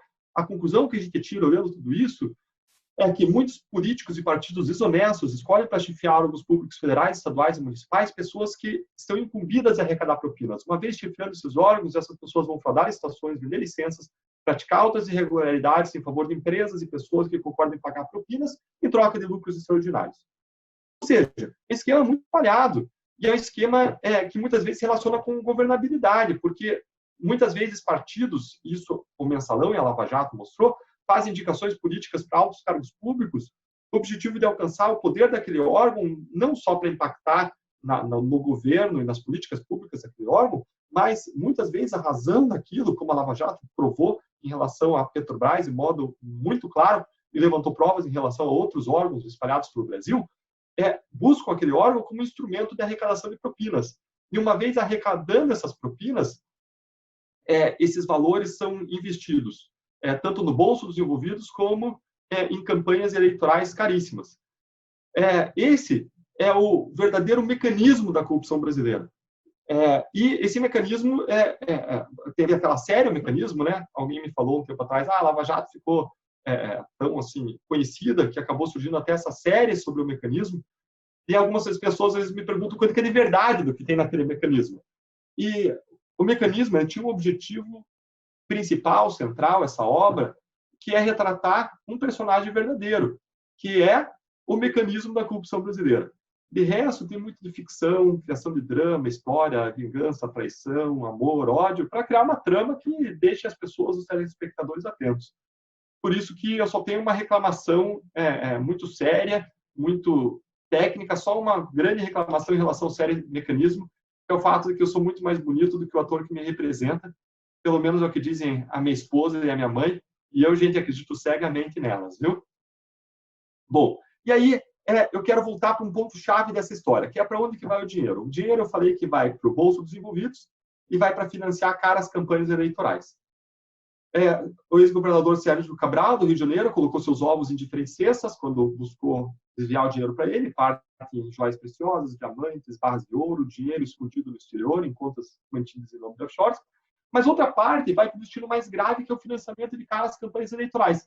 E por que é mais grave o dinheiro para caras campanhas eleitorais? Porque isso gera um círculo vicioso da corrupção brasileira. Isso vai ajudar você a entender por que a corrupção brasileira ela é tão difícil de a gente se livrar dela. Porque veja que propinas alavancam campanhas eleitorais. Existem estudos que mostram que quanto maior é o número de recursos investidos numa campanha, quanto maior o volume de dinheiro investido, maior o número de votos que a pessoa recebe. Existe uma forte correlação que alguns chegam a apontar como causalidade. E se dinheiro gera votos, veja que propinas alavancam o alcance e a permanência no poder por parte de corruptos. Uma vez alcançando e se mantendo no poder, isso gera mais propina, que gera mais alcance e permanência no poder, e se gera aí um círculo vicioso que nos torna prisioneiros da corrupção e que deturpa a nossa democracia. Porque se dinheiro influencia votos, e se tem um monte de dinheiro sendo investido artificialmente em campanha, propina, um monte de dinheiro escondido, isso influencia o destino das eleições, o destino do nosso país, isso impacta a própria representatividade. Isso impacta a nossa democracia. A nossa luta contra a corrupção é uma luta por mais democracia, não uma luta pelo enfraquecimento da democracia. A gente não concorda com nada que enfraqueça a democracia. A nossa luta é uma luta dentro da democracia, pela democracia e para a democracia. Então, eu estava falando do esquema macro de corrupção, para onde que vai todo esse dinheiro vai acabando deturpando a democracia, acaba inundando campanhas eleitorais, enchendo os bolsos dos envolvidos, alimenta um sistema, a macro-corrupção política brasileira, e explica em grande medida a resiliência da macro-corrupção política brasileira. Porque vejam que passa a existir incentivos adversos. Para empresas, passa a valer a pena não inovar em inovação técnica e operacional, mas passa a valer a pena investir em setor de pagamento de propinas. Por isso que as grandes empreiteiras tinham dentro delas controladorias ou setores de operação estruturadas, que eram setores para otimizar o pagamento de propina. Porque ganha a corrida não quem corre mais rápido, quem investe mais em inovação, a empresa que mais investe em aperfeiçoamento técnico, mas ganha a corrida quem paga a propina para sair na frente dos demais, o que prejudica, inclusive, o nosso desenvolvimento empresarial e o desenvolvimento tecnológico empresarial brasileiro. E, na área política, a gente tem um outro tipo de incentivo adverso, que é o fato de que políticos corruptos são aqueles que tendem a expandir as suas redes, a se perpetuar no poder e a trazerem outros para as suas redes de corrupção, que também tendem a se manter no poder. Então, a gente tem uma seleção, uma espécie de seleção natural de políticos corruptos. E agora eu preciso fazer duas ressalvas importantes. Eu não estou dizendo que todo político é corrupto, de modo algum, pelo contrário. Existem políticos honestos, íntegros, e eles devem ser valorizados. E eu também não estou demonizando a política, de modo algum. A única solução que nós temos para fora desse problema da corrupção é por meio da política, é por meio de reformas, mudanças, leis, que ataquem a corrupção de diferentes lados. Isso me traz essa terceira história que eu queria contar para vocês hoje, que eu vou resumir em razão do tempo. A terceira história começa no meio de 2014, setembro de 2014, aproximadamente. A gente estava lá na Lava Jato, trabalhando, a gente tinha uma despensa com comida, bolacha, biscoito, porque não dava tempo, muitas vezes, de sair comer. E acabou a comida, um colega mais novo do Lava Jato, um tenista, ele tinha 28 anos, ele me chama para ir ao mercado comprar mais algumas porcarias para a gente comer, né? E a gente vai ao mercado, o Mercadorama que tem ali na Mariano Torres, a 2 quadras da Procuradoria, e lá, passando as compras, ele vira para mim e fala: Deltan, vamos propor reformas contra a corrupção? Vamos propor mudanças no sistema de justiça? Veja que, se você é um estudante do direito, não acha que as mudanças que a gente precisa vai cair do céu. Não acha que vai ter um anjo caindo lá dentro do parlamento dizendo que precisa mudar. Quem precisa dizer o que precisa mudar somos nós, os operadores do direito. A gente precisa levar as propostas, mostrar os aperfeiçoamentos. E dentro da ideia mesmo de visão de propósito da vida, aquilo que a gente conversou na primeira história, a questão é, se você vive com propósito, você vai escolher o teu TCC, o teu trabalho de conclusão de curso, tendo em vista o panorama brasileiro. Você não vai escolher falar sobre sexo dos anjos, mas mas você vai escolher falar sobre algo que impacta a nossa vida, uma melhoria do sistema de justiça, algo que precisa mudar. Você vai estudar um problema do sistema brasileiro e vai propor uma mudança. Isso é algo que me impactou muito nos Estados Unidos. As pessoas, quando escreviam teses, papers, elas tinham que escrever sem citar muito as outras pessoas. Você só cita alguém quando você reconhece a sua incapacidade de escrever melhor do que aquela pessoa, aquela ideia.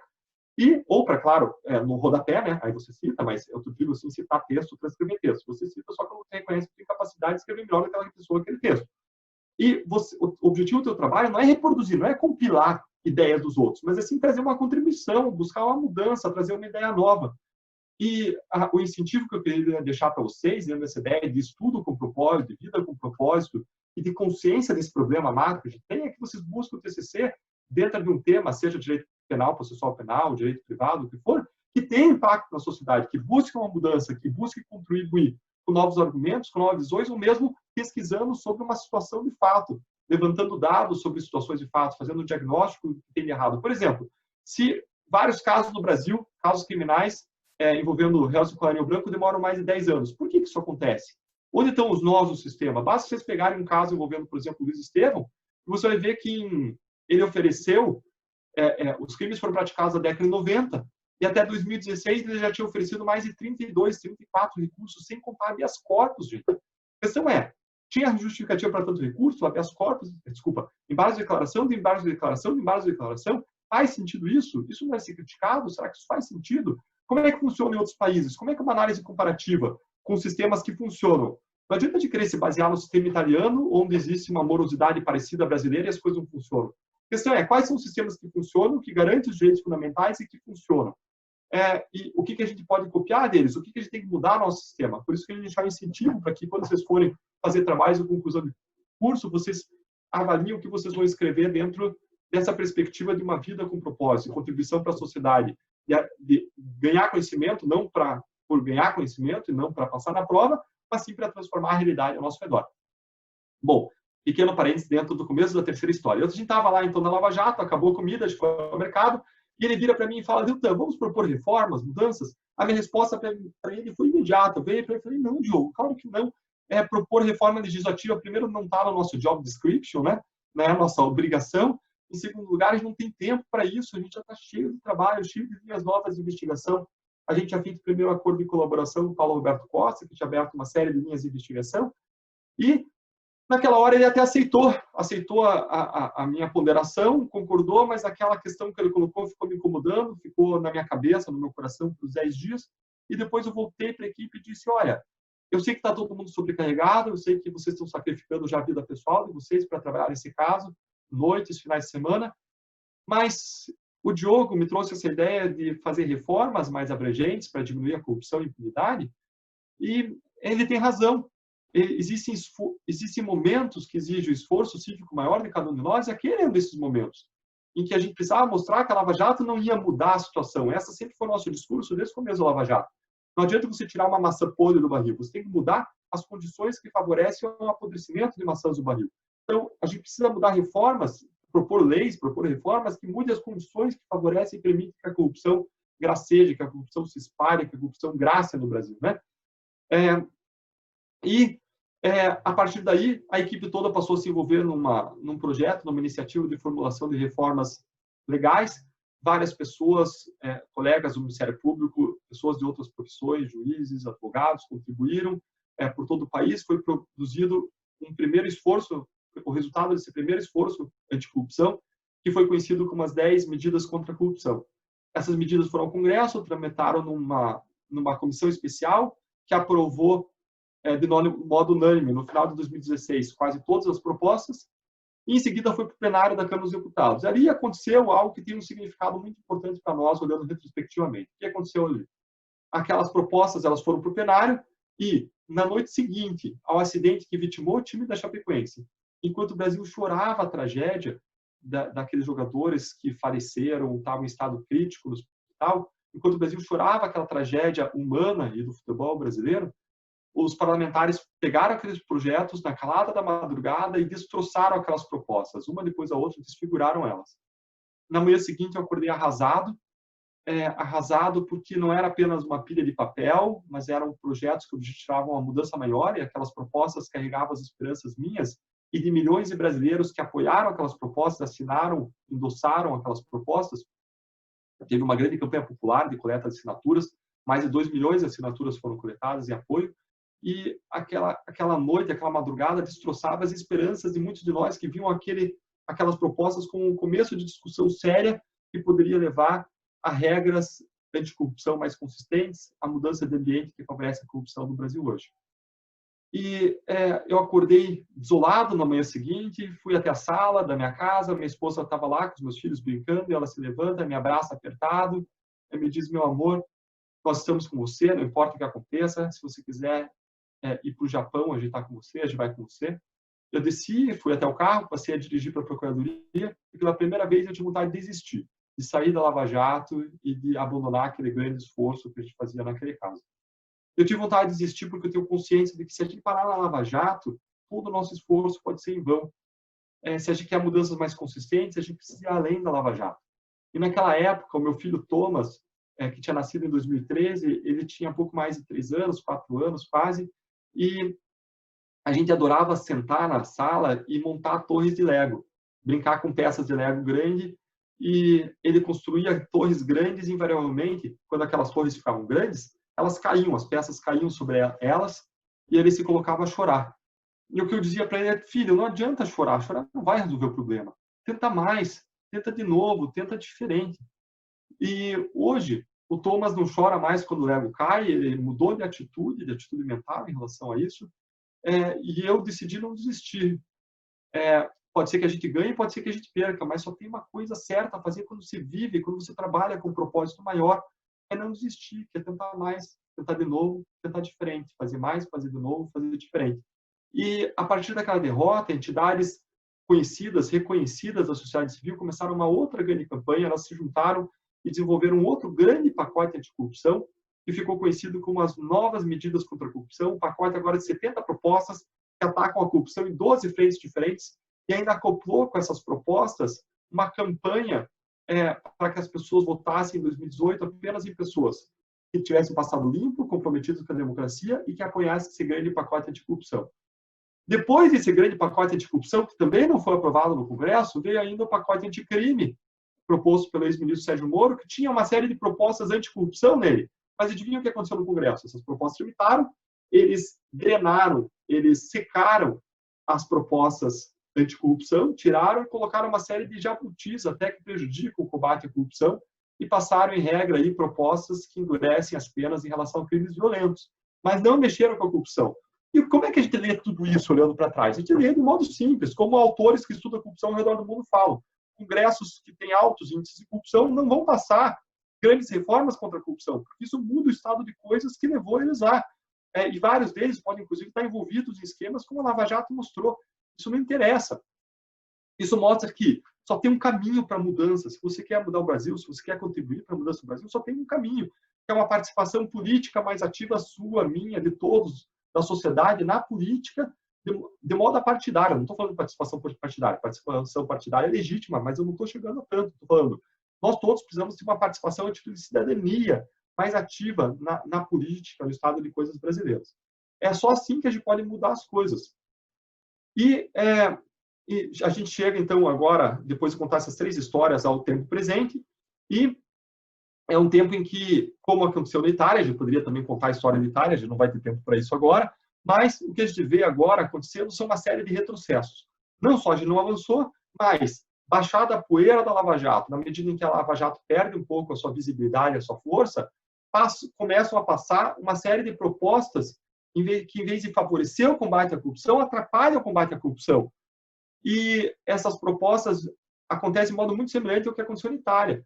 É uma frase muito famosa no mundo, corruption always strikes back. A corrupção sempre contra-ataca, meu amigo. E o que a gente vê agora é uma série de coisas que aconteceram em 2019 que significaram graves retrocessos, como, por exemplo, em março do ano passado, veio uma decisão do Supremo Tribunal Federal que decidiu mandar para a Justiça Eleitoral todos os casos de corrupção em que parte do dinheiro vai para a campanha eleitoral. Ora, todos os casos de corrupção política, em geral, parte do dinheiro vai para a campanha eleitoral. Isso significa transferir para a Justiça Eleitoral todos os casos de corrupção política. E a Justiça Eleitoral, como colocou o ministro Barroso no voto nesse julgamento, ela não é especializada nisso. ela não tem expertise nisso. Os juízes e promotores que atuam lá atuam acumulando com suas funções na área estadual ou federal, porque a Justiça Eleitoral não tem estrutura própria. Isso significa que esses casos não vão ter uma prioridade que teriam, por exemplo, como a Lava Jato teve na Justiça Federal. Agora, pior do que tudo isso, o Supremo Tribunal Federal estabeleceu essa nova regra que não existia quando a gente trabalhou na Lava Jato e aplicou para trás, para o passado. Como se a gente tivesse como adivinhar a regra que ele estabelecer, e gerando a nulidade de casos passados. Aí a gente tem, por exemplo, o caso Passadina. Passadina foi uma refinaria comprada pela Petrobras e que se comprovou o pagamento de propina com a cooperação de diferentes países, a gente conseguiu prova de diferentes lugares, montou um caso. Para vocês terem ideia, a refinaria de Passadina, quando ela estava sendo negociada, ela era chamada de ruivinha. Não, essa não era uma característica elogiosa, a cor ruiva, mas era sim uma crítica decorrente do fato de que a refinaria de Passadina era carcomida por ferrugem. E ainda ela não refinava o tipo de óleo brasileiro. Ou seja, era uma refinaria que não deveria ser comprada. Petrobras pediu para uma consultoria fazer um rol de possíveis refinarias a serem compradas e Passadina estava lá para o fim da fila. Não estava nas primeiras posições. Mas essa compra foi feita e regada a propina, e compra que foi feita num preço muito maior do que ela tinha sido comprada um ano antes pela vendedora. Quem vendeu para a Petrobras foi a Astra Oil. A Astra Oil comprou em 2005 essa refinaria por algo na ordem de 50 milhões de dólares. Aí a Petrobras vem, começa a negociar um ano depois e vai comprar pagando mais de $1 bilhão. Não é à toa que o Tribunal de Contas da União apontou um superfaturamento de 792 milhões de dólares. É muito dinheiro. E aí, nesse processo, apareceu uma afirmação de uma das pessoas que colaborou, um político, Dilcídio do Amaral, disse que parte do dinheiro ele recebeu e foi para a campanha eleitoral. E aí o que aconteceu a partir desse julgamento do Supremo em 2019? Ele aplicou retroativamente esse julgamento, esse entendimento, o que gerou a anulação do caso Passadina, a remessa do caso Passadina para a Justiça Eleitoral. E, ainda que venha a ser retomado o caso, é bem provável que prescreva pelo decurso do tempo desde a ocorrência do fato. Além disso, a gente teve em julho uma decisão do ministro Toffoli, presidente do Supremo, que suspendeu centenas, para não dizer milhares de investigações envolvendo informações fiscais e bancárias que tinham vindo do COAF. Em setembro, a gente teve a aprovação de um projeto de lei de abuso de autoridade, que tem regras boas, legítimas contra abuso de autoridade, mas tem regras que amarram investigações legítimas contra pessoas poderosas, que geram uma autocontenção, que geram medo em autoridades que atuam de modo legítimo, porque abre espaço para retaliação por parte de investigados poderosos.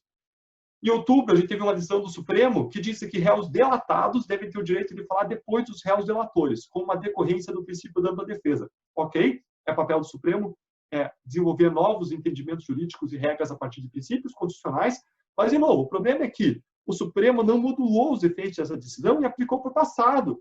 Isso gerou a nulidade de 3 casos já na Lava Jato, em razão dessa aplicação retroativa de uma regra que nunca existiu na Constituição, nem em tribunal nenhum. Como se os procuradores e juízes tivessem que decidir o que os tribunais superiores vão decidir e as novas regras vão criar daqui a 5, 7 anos. Ainda que a gente refaça esses casos do zero, ainda tem a chance de que daqui a 5 anos se crie outra regra e se anule tudo de novo. A gente não pode trabalhar com essa insegurança. O Supremo deve preservar também, ao mesmo tempo que cria novas regras, deve preservar a segurança jurídica. Mas nesse caso isso não aconteceu, chegando lá uma condenação a uma empreiteira a pagar coisa de 380 milhões de reais condenada a pagar, essa condenação foi anulada. Em novembro, o Supremo Tribunal Federal proibiu a prisão em segunda instância, postergando aí por anos, por mais de década, a prisão de pessoas condenadas, aumentando significativamente a chance de impunidade. Em dezembro, teve a aprovação do pacote anticrime, mas, de novo, foi drenado na parte anticorrupção e teve uma série de inserção de regras, como juiz de garantias, como regras que dificultam prisões, como regras que mudam a cor de dilação premiada, tornando mais difícil o combate ao crime. A gente pode falar com mais profundidade também depois nas perguntas sobre o juiz de garantias. E, recentemente, a gente tem as notícias de interferência da presidência sobre a Polícia Federal, o que é também um risco para todo o sistema, porque se o executivo pode interferir em uma determinada investigação, pode interferir em qualquer outra investigação, que gera um risco para investigações de corrupção, gera uma intervenção política em algo que tem que ser técnico, em uma atividade que é técnica, de investigação e persecução criminal. Eu tenho feito até artigos sobre esses retrocessos, comecei esses artigos no começo do ano, aí quando veio a pandemia eu suspendi, mas eu fiz sempre 7 artigos, um sobre cada retrocesso. Eu postei esses artigos lá no meu Facebook, no Twitter, siga lá. Se quiser ver também o meu lindo filho com quem eu voltava a Lego, você vai, aí eu estou no Instagram lá com eles. No Instagram tem um pouco da vida com eles, com a família, né? Um pouco de bastidores também da Lava Jato, mas no Facebook e no Twitter lá tem esses artigos que eu publiquei, eles foram publicados na Gazeta do Povo. Se pesquisar, tiver interesse em conhecer críticas um pouco mais profundas em cada uma dessas matérias, assuntos, explicando melhor, lá você vai ver um pouco da minha perspectiva, que, claro, não faço a perspectiva de muita gente, que eu também respeito. Chegou um ponto no passado que a OCDE, essa entidade, organização internacional altamente respeitada, chegou a mandar para o Brasil uma missão ao Brasil, uma missão de alto nível, como eles chamam, para avaliar os retrocessos no combate à corrupção.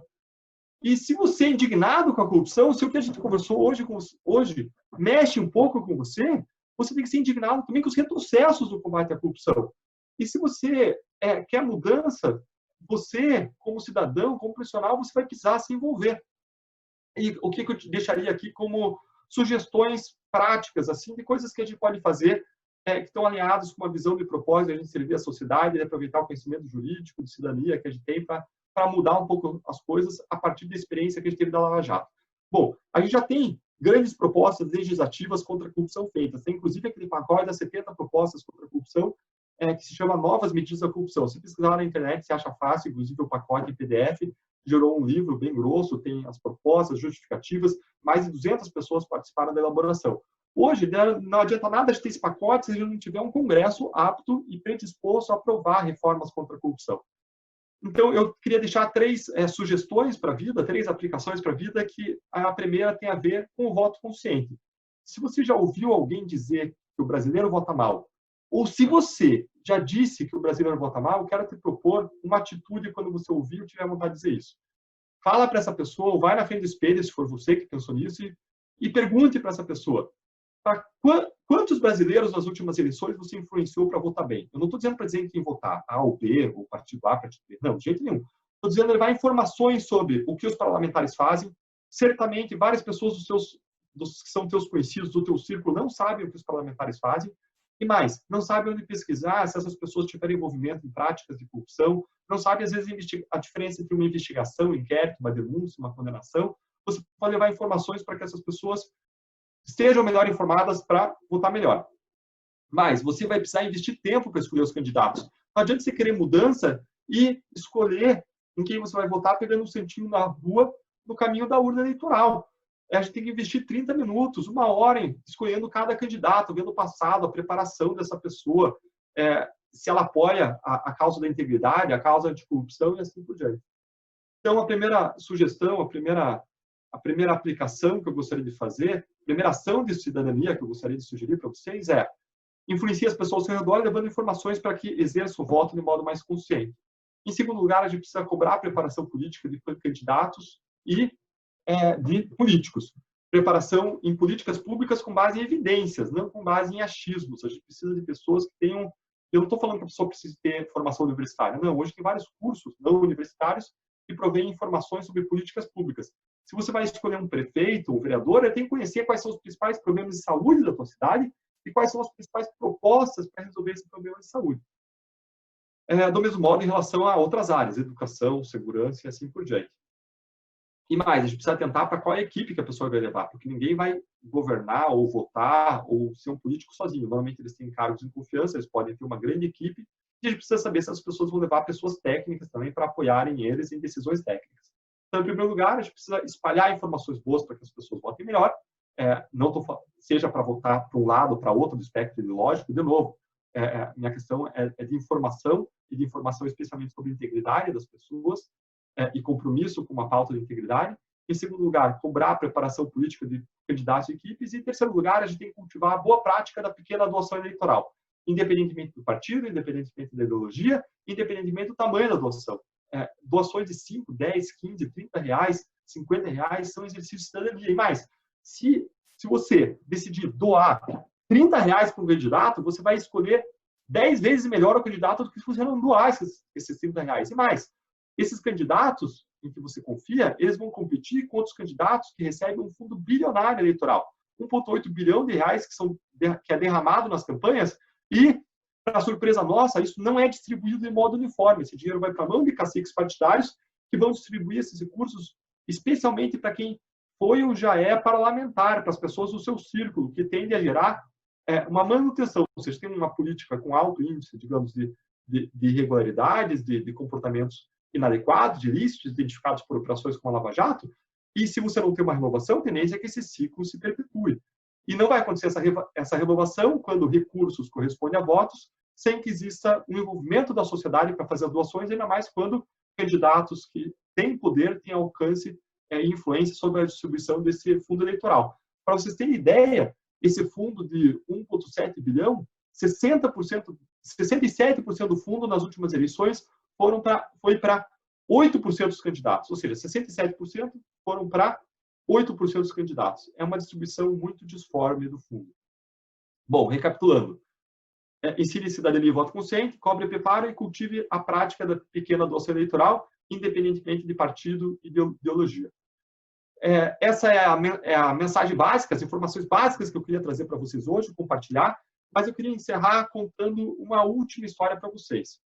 Um tempo atrás, no curso da Lava Jato, eu fui viajar no avião, sentei lá, né? Sentei confortavelmente no avião, naquela, né, poltrona da classe econômica, bem confortável, e sentou uma senhorinha do meu lado, simpática, sorridente, olhou para mim diferente e disse: "Você não é aquele menino lá da Lava Jato?"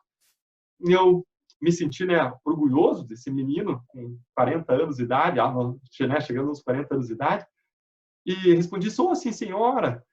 E várias pessoas nos param na rua para dizer: "Parabéns pelo trabalho, siga em frente, não desista." E aquela senhorinha olhou para mim sorrindo e disse: "Ah, meu filho, isso aí não vai dar certo." Você conhece alguém parecido com essa senhorinha?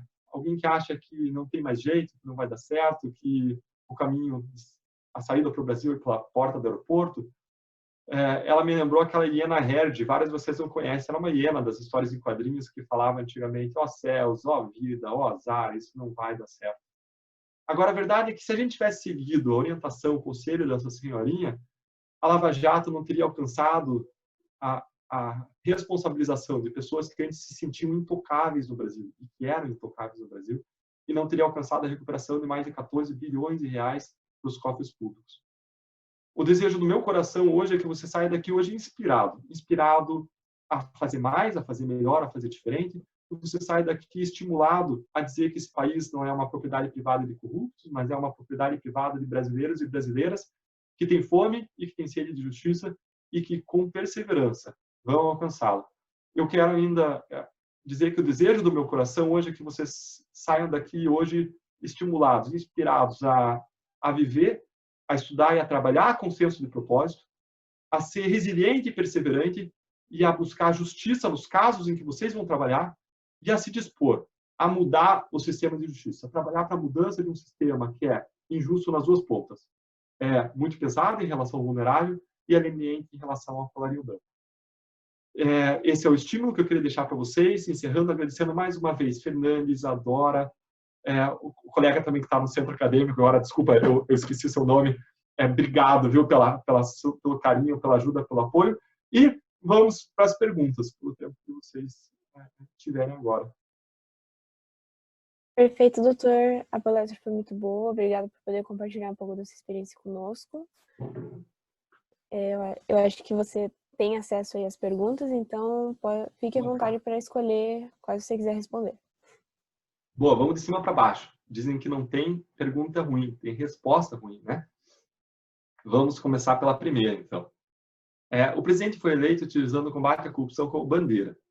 Como o senhor vê isso, tendo em vista diversas investigações contra a sua família? O que nós vemos é que esse governo ele foi eleito surfando uma onda anticorrupção, mas ele não era a onda anticorrupção. Quando começou a Lava Jato, quando se desenvolveu a Lava Jato, eu não vejo ninguém que hoje está lá saindo em defesa da Lava Jato do parlamento. O que eu vejo, sim, é que existiu uma pauta anticorrupção muito forte, assim como outras pautas de segurança, que foram utilizadas como a bandeira eleitoral. Agora, a partir do momento em que esse governo chegou lá, ele teve atitudes dúbias. Por exemplo, de um lado, ele colocou Sérgio Moro como ministro da Justiça, que era alguém comprometido com a luta anticorrupção, com esse esforço anticorrupção. De outro lado, não apoiou o avanço significativo do projeto anticrime do parlamento com a prioridade que ele merecia e mantendo as regras anticorrupção. De um lado, foram vetadas várias regras da lei de abuso de autoridade que amarravam investigações legítimas contra pessoas poderosas, mas, de outro lado, algumas regras passaram. E mais, vieram regras do pacote anticrime que foram contrárias, inclusive, a regra como uma regra do juiz de garantia, que a gente pode discutir. Tem pessoas que defendem certamente de boa fé, com bons argumentos, juiz de garantias, mas eu posso colocar uma série de razões pelas quais eu acredito que seria um mal no Brasil para a situação brasileira. Você viu alguns discursos que não corresponderam aos fatos, como tentativas de interferência em relação à COAF, em relação à Receita Federal, em relação à Polícia Federal, e agora essas acusações muito mais graves que surgiram recentemente e que, sendo comprovadas, estão sendo investigadas pelas autoridades competentes, são gravíssimas, porque uma intervenção numa investigação significa a possibilidade de intervenção em qualquer investigação, numa atividade que é técnica e que não deve sofrer ingerência política. Então, essa é a minha resposta para a primeira questão. A segunda questão o que o senhor acha dos recentes atos de interferência do governo federal na Polícia Federal e o que o Ministério Público Federal e a PGR podem fazer a respeito? Bom, essa questão eu já respondi na primeira. É absolutamente inadequado. A atividade de polícia deve ser uma atividade técnica, com vistas a investigar crimes de modo técnico, usando os melhores instrumentos científicos e da experiência na investigação. Agora, a interferência numa investigação gera um risco sistêmico, fora a injustiça naquela própria investigação, né? Isso gera um risco de injustiça concreta em determinadas investigações, mas gera um risco de injustiça sistêmica. E quando você permite um uso político, o uso da política para você interferir, para proteger determinadas pessoas, você também pode usar a política para retaliar determinadas pessoas, retaliar inimigos políticos, ou para obter informações e investigações para se movimentar politicamente de modo mais estratégico ou melhor do que os seus adversários, e tudo isso é um absurdo. Tudo isso fere as regras mais básicas do direito, do Estado de Direito. Seria muito errado, inadequado, incorreto. Então, é algo que nos preocupa muito. Vamos para a próxima questão. Como o Ministério Público pode contribuir para a redução da imensa massa carcerária no país? Olha, como eu disse, existem dois problemas no sistema de justiça. Primeiro é um sistema muito pesado em relação a pessoas em situação de vulnerabilidade e, de outro lado, um sistema muito leve em relação aos réus de colarinho branco. O meu estudo e a minha prática sempre foram dedicadas à segunda parte desse problema, que é a questão da falta de punição, impunidade e consequências, impactos que isso tem, inclusive, sobre índices de corrupção, no tocante a réus de colarinho branco. Eu nunca estudei mais profundamente a questão do sistema muito pesado e quais são as soluções, nunca me dediquei a isso, porque nunca foi minha área de especialidade, nem a minha área de atuação profissional. Então, essa pergunta eu vou pedir licença para vocês, vou deixar para pessoas que têm um conhecimento teórico, uma experiência mais profunda nessa área, para trazer informações mais produtivas, mais tecnicamente corretas e aproveitáveis para vocês. A próxima questão diz respeito ao juiz de garantias. Essa questão é ótima. Bom, o que é a ideia do juiz de garantias? A ideia do juiz de garantias é a seguinte: é você separar o juiz que faz a investigação do juiz que conduz o processo e vai proferir a condenação. Qual é a ideia? A ideia parte de estudos de psicologia que falam que existe um viés cognitivo, que quando alguém emite uma opinião pública, especialmente a respeito de um determinado fato, essa pessoa tende a se sentir vinculada em relação àquela opinião, em relação àquele determinado fato. Tende a existir um viés de confirmação e a pessoa criar uma hipótese, buscar evidências que confirmam aquela hipótese e ignorar ou depreciar ou tomar em menos consideração evidências que desconfirmem ou que estejam em contradição com aquela hipótese. Essa é a ideia básica do juiz de garantias. E aí, para que o juiz da condenação não esteja afetado por decisões tomadas no momento de investigação, na condução das investigações, você criaria essa figura e separaria. Quais são os problemas que eu vejo na criação desse juiz de garantias? Eu acho que esse juiz de garantias talvez funcionasse muito bem para uma Finlândia, Noruega, Dinamarca, mas eu acho que não funciona no Brasil por uma série de razões. O principal problema que a gente tem no Brasil em relação ao réus de colarinho branco, é o fato que a gente já tem 4 instâncias. Virtualmente é o único país do mundo com 4 instâncias. Se você criar mais uma figura, você vai estar criando na prática uma 5ª instância. 5 chances de o réu conseguir anulação em habeas corpus, discutindo provas, discutindo e rediscutindo, e mentes razoáveis discordam razoavelmente sobre uma série de questões. E você cria uma chance a mais para que uma investigação venha a ser desconstituída com base em uma divergência de opinião. Além disso, você está criando um fator de morosidade a mais.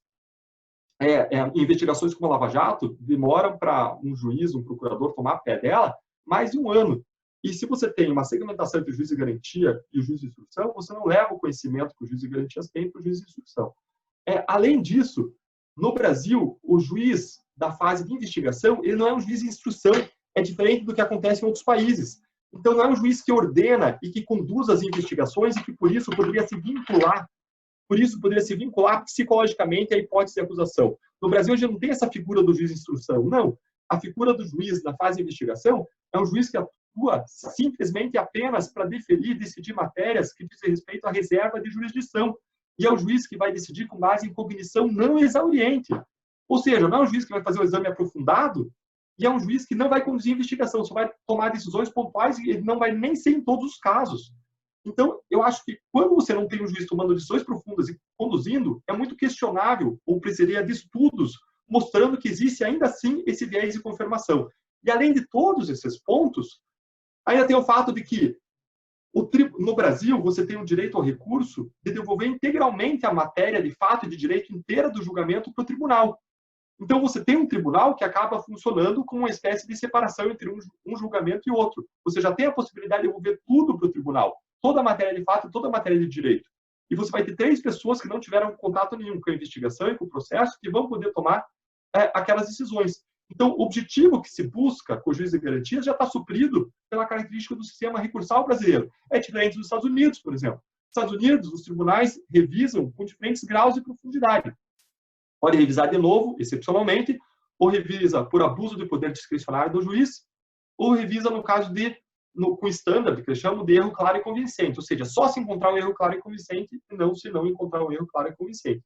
No Brasil, como a gente não tem isso, você já tem o tribunal que acaba funcionando como uma salvaguarda última de se evitar qualquer chance de viés de confirmação. E mais, do modo como foi proposto o juiz de garantias, ele não sequer ele atende aquilo que se propôs atender. Porque veja que a ideia foi evitar que o juiz se vinculasse a opiniões pré-processuais que ele tivesse proferido em tutelas de cognição não exauriente na fase de investigação. Mas continuou se permitindo que o juiz da instrução, por exemplo, determine a prisão preventiva do réu. O juiz da instrução pode determinar a prisão preventiva e depois vir a sentenciar. E aí, como é que fica? Se tem viés cognitivo em relação ao juiz antes do recebimento da denúncia, não tem em relação ao juiz da instrução, ou seja, o mesmo modo, o próprio modo como isso foi proposto, não é coerente com o fundamento que levou à propositura disso. Então, na minha visão, faltam estudos que mostrem que no Brasil existe um viés de cognição que leve o juiz a se vincular na investigação, a proferir o juiz que atua na investigação, a proferir uma condenação, apesar dele não dar decisões de cognição exauriente na fase de investigação, e apesar de... vou retomar que eu me perdi, tá? Então, no Brasil precisa de mais estudos que mostrem que existe um viés de cognição, sim, que faz com que o juiz de investigação tenda a proferir uma condenação, apesar de ele fazer um exame grande, profundo do caso, e faltam estudos ainda que mostrem que existem condenações inadequadas decorrentes desse viés de confirmação. Veja que na própria Lava Jato, em que existia um juiz que atuou na fase de investigação, esse juiz absolveu mais de 20% dos réus.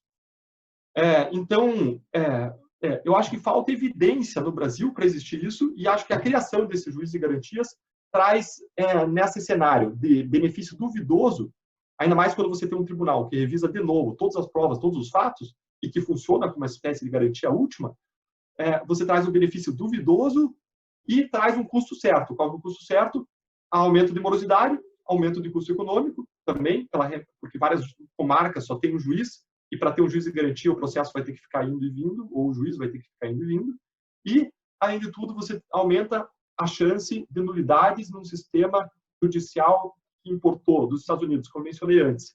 Metade da teoria da prova ilícita, a metade que favorece o réu e não a metade que cuida da sociedade, e num sistema altamente favorável a nulidades, em razão da possibilidade de habeas corpus ser usado para discutir prova e nulidade, mesmo quando isso não impacta diretamente a liberdade de locomoção, que é outro aspecto sobre o qual a gente conversou. Então, no sistema brasileiro, eu acho que isso não seria uma boa ideia. Fernanda, Isadora, vamos para a próxima questão? Vamos, né? Fica a seu critério, doutor. Vocês querem sugerir um limite de tempo ou de questões? Vocês que mandam. Como é que a gente está de público? Como é que está o número de pessoas? Tem 646 pessoas. Não tem como a gente ter um retorno das pessoas se elas querem que vá um pouco mais ou se já prefeririam encerrar, né? Vem a plateia, você diz, né? Vamos então fazer o seguinte, vamos mais 5 minutos? Acho que 5 minutos, acho que tá ótimo. Né? Boa. Se o senhor quiser um tempinho para dar uma olhada nas perguntas, escolher as que você mais quer responder também. Acho que vão pelas perguntas mais votadas, dentro dessa ideia de não selecionar e enfrentar todos os temas. Como eu disse, não tem pergunta ruim, né? Tem resposta ruim. As perguntas, pelo que eu estou vendo aqui, são todas assim, técnicas, fundamentadas, né? São perguntas super legítimas. Muito obrigada, doutor. Não, eu que agradeço. Pacote de crime. Deixa eu ver onde é que eu tinha parado aqui. Vamos para a pergunta do Pedro. Que dicas você daria para quem quer fazer parte do Ministério Público? Quais as vantagens da profissão e você acredita ser gratificante nela? E o que você acredita ser gratificante? Bom, se você tem um propósito de servir a sociedade, a coisa mais gratificante na profissão do Ministério Público é que os deveres que você tem para exercer a sua função, os seus deveres funcionais, eles são coincidentes, eles são sobrepostos a esse propósito de servir a sociedade. É uma oportunidade para a pessoa, especialmente pessoas que são mais proativas, servirem proativamente a sociedade, servir o próximo em diferentes dimensões. Na área civil, cuidando de direitos de crianças e adolescentes, cuidando de direitos de idosos, cuidando do meio ambiente, cuidando dos direitos do consumidor, cuidando da ordem econômica. Na área criminal, buscando a responsabilização de pessoas poderosas que cometem crimes graves e, com isso, ajudando a buscar fechar o ralo por onde escorrem os recursos públicos e protegendo os direitos fundamentais. Eu gosto muito dessa visão do direito penal, do processo penal, como instrumento não só de proteção do direito fundamental dos réus, e assim que eles são concebidos pela teoria liberal, como instrumentos de restrição do Estado. Aí vem o princípio da proporcionalidade na sua acepção negativa, mas eu gosto de ver o direito penal e o processo penal como instrumento de concretização dos direitos fundamentais, porque, em última análise, o direito penal é a última ratio de proteção da vida quando se estabelece o crime de homicídio, do patrimônio público quando se estabelece o crime de corrupção e de peculato, da saúde pública e da incolumidade do ser humano e por aí vai. Então, o direito penal e o processo penal, eles são a última ratio de proteção e, para que eles sejam um instrumento de proteção eficiente, eles precisam ter um mínimo de efetividade. Então, o princípio da proporcionalidade não tem só uma versão negativa, mas ele tem uma versão positiva que se expressa no que é chamado de princípio da vedação da proteção deficiente. É vedada a proteção deficiente por meio do direito penal e do processo penal dos direitos fundamentais. Então, a gente tem que cuidar para que o direito penal, o direito processual penal, não só proteja as liberdades básicas dos réus investigados, mas para que o direito penal e o processo penal também protejam a sociedade e punam de modo eficiente desvios de conduta, evitando desvios de recursos públicos e protegendo, em última análise, os direitos fundamentais são tutelados pelas normas criminais. Então, a maior vantagem que eu vejo na profissão do Ministério Público é você poder fazer aquilo que você ama, fazer aquilo, servir as pessoas, fazer aquilo que às vezes você vê como propósito de vida, e, além disso, você ser pago por isso no final do mês. Né? Você tem um salário ainda por isso. Né? Você fazer o que você ama, aquilo que você faria até de graça, e ser pago por isso. Né? E que dicas que eu daria? Bom, se você quer estudar para concurso, eu costumo recomendar uma estratégia de estudo para concurso com base em 3 pilares. O primeiro pilar é um pilar de bunda sentada na cadeira. Se você quer passar no concurso, você vai precisar de horas sentado na cadeira todo dia. Isso pode ser difícil, mas você tem que ter. Se não acontecer horas sentado na cadeira, 4, 5, 6 horas, 10 horas, 12 horas, não vai acontecer. O segundo pilar é um pilar de estratégia. Quando eu falo de estratégia, eu falo de estratégia, inclusive, para que você fique sentado na cadeira. Talvez você tenha que largar, deixar o celular, o WhatsApp longe de você, para você não ficar tentado a olhar cada pouco. Você tenha que botar uma jarra de água do outro lado, para você não ficar tentado a ir para a cozinha toda hora. Você estabelecer regras para você comer, senão toda hora você está na geladeira, para você não estudar, porque tudo fica mais legal do que estudar no começo. É uma ambientação. Agora, na vida, tudo é relativo. Assim como, se você sentar hoje para estudar, isso pode ser mais chato do que sair passear, do que encontrar um namorado, do que assistir um programa de televisão. Conforme você só estude ao longo de 1, 2, 3, 4 semanas, na 4ª semana, como alegria, felicidade e prazer é algo relativo, o que você vai começar a ter prazer é, nossa, eu gosto muito mais de estudar processo penal do que saúde pública. Eu gosto muito mais de estudar direito constitucional do que direito penal. E você vai começar a ter prazer naquilo que você está fazendo. Então, a disciplina no estudo faz com que você comece a ter prazer naquilo que você está fazendo. Estratégia envolve também quanto tempo você vai estudar. Existem duas estratégias possíveis. Estudar um pouco a cada dia por anos ou muito a cada dia por meses. Para mim, eu acho que funciona melhor estudar muito a cada dia por meses. Não só pela aquela questão de relatividade da alegria, do prazer, porque eu me acostumo a estudar, mas porque a memória tende a manter o conteúdo em mente por meses, e não depois de 3, 4 anos. Depois de 3, 4 anos, você esqueceu que você estudou 3, 4 anos. Então, era muito mais fácil, na minha percepção, você passar no concurso, você estudar intensamente, muito tempo por dia, por um período menor de tempo. Outra questão. Você deve fazer resumos, fazer resumos escritos ou não. Bom, onde que a informação deve estar? Deve estar na tua cabeça, não no papel. Então, primordialmente, o que você tem que fazer é estudar e revisar o que você estuda. Estuda hoje, revisa amanhã, revisa daqui a uma semana. Você tem que guardar essa informação por alguns meses, talvez até um ano. Fazer esquema pode ajudar a memorizar, mas toma muito tempo. O que eu sugeriria? Reserve fazer esquemas para coisas que são confusas. Por exemplo, comparação entre pressupostos processuais do processo civil e penal, condições da ação do processo civil e penal, coisas que tendem a confundir o que você precisa decorar. As 22 ou 21 características do ato administrativo para Maria Silvia Zanella de Pietro, a 21ª se divide em mais 20, você tem que decorar isso. Ou as características dos direitos fundamentais, que você pode usar em qualquer tipo de questão que toque direitos fundamentais, decora 20 características. Essas são coisas que você tem que botar no papel e botar lá na tua parede. Outra questão é, você tem que estudar livros profundos e diferentes livros? Não. A resposta é não. Estudo para concurso exige um conhecimento horizontal. Depois você pode fazer um conhecimento vertical, fazendo um mestrado, doutorado, já estando empregado. Agora, se você quer estudar para concurso, você pode pegar uma sinopse boa, sei lá, sinopse Saraiva, e decorar a sinopse. Eu nunca vi alguém que decorou sinopse e deixar de passar em qualquer concurso. E se você tiver que estudar de novo o mesmo tema, volta no mesmo sinopse, porque você tem que memorizar aquilo. Aquilo precisa ir tudo para a tua cabeça. E eu recomendaria que você fizesse uma aula em alguns desses cursinhos jurídicos muito bons para você ter noção dos temas mais quentes, atuais, para você ter uma profundidade maior em determinadas questões mais quentes, mais propensas para cair. Claro que você pode pegar algum manual em relação a alguma matéria, pode, mas eu recomendo também uma leitura e estudo capa a capa, e se você precisar, você voltar sempre naquele mesmo manual e tomar como referência. Então, essas são questões de estratégia, envolve estratégia de prova, divisão de tempo, você comer coisas leves na semana de prova. O segundo pilar, então, é um pilar de estratégia. Você se conhecer a si mesmo, como que você se estimula a estudar, quais as cenourinhas que você coloca como estímulo para você estudar, se eu estudar 10 horas, depois vou poder ver um filme, né? Como você funcionar melhor. Então, tempo de bunda você dá na cadeira, estratégia, e, em terceiro lugar, você ter a percepção e ter a consciência de que você pode fazer o teu melhor e ainda dar errado, que não está no teu controle, que a vida não está no teu controle. Você pode fazer o teu melhor. Se você tiver uma dor de barriga no dia da prova, meu amigo, é bem provável que você não passe nessa prova. Você não alcança tudo. Pode acontecer de cair o que você não sabe e não cair aquilo que você sabe.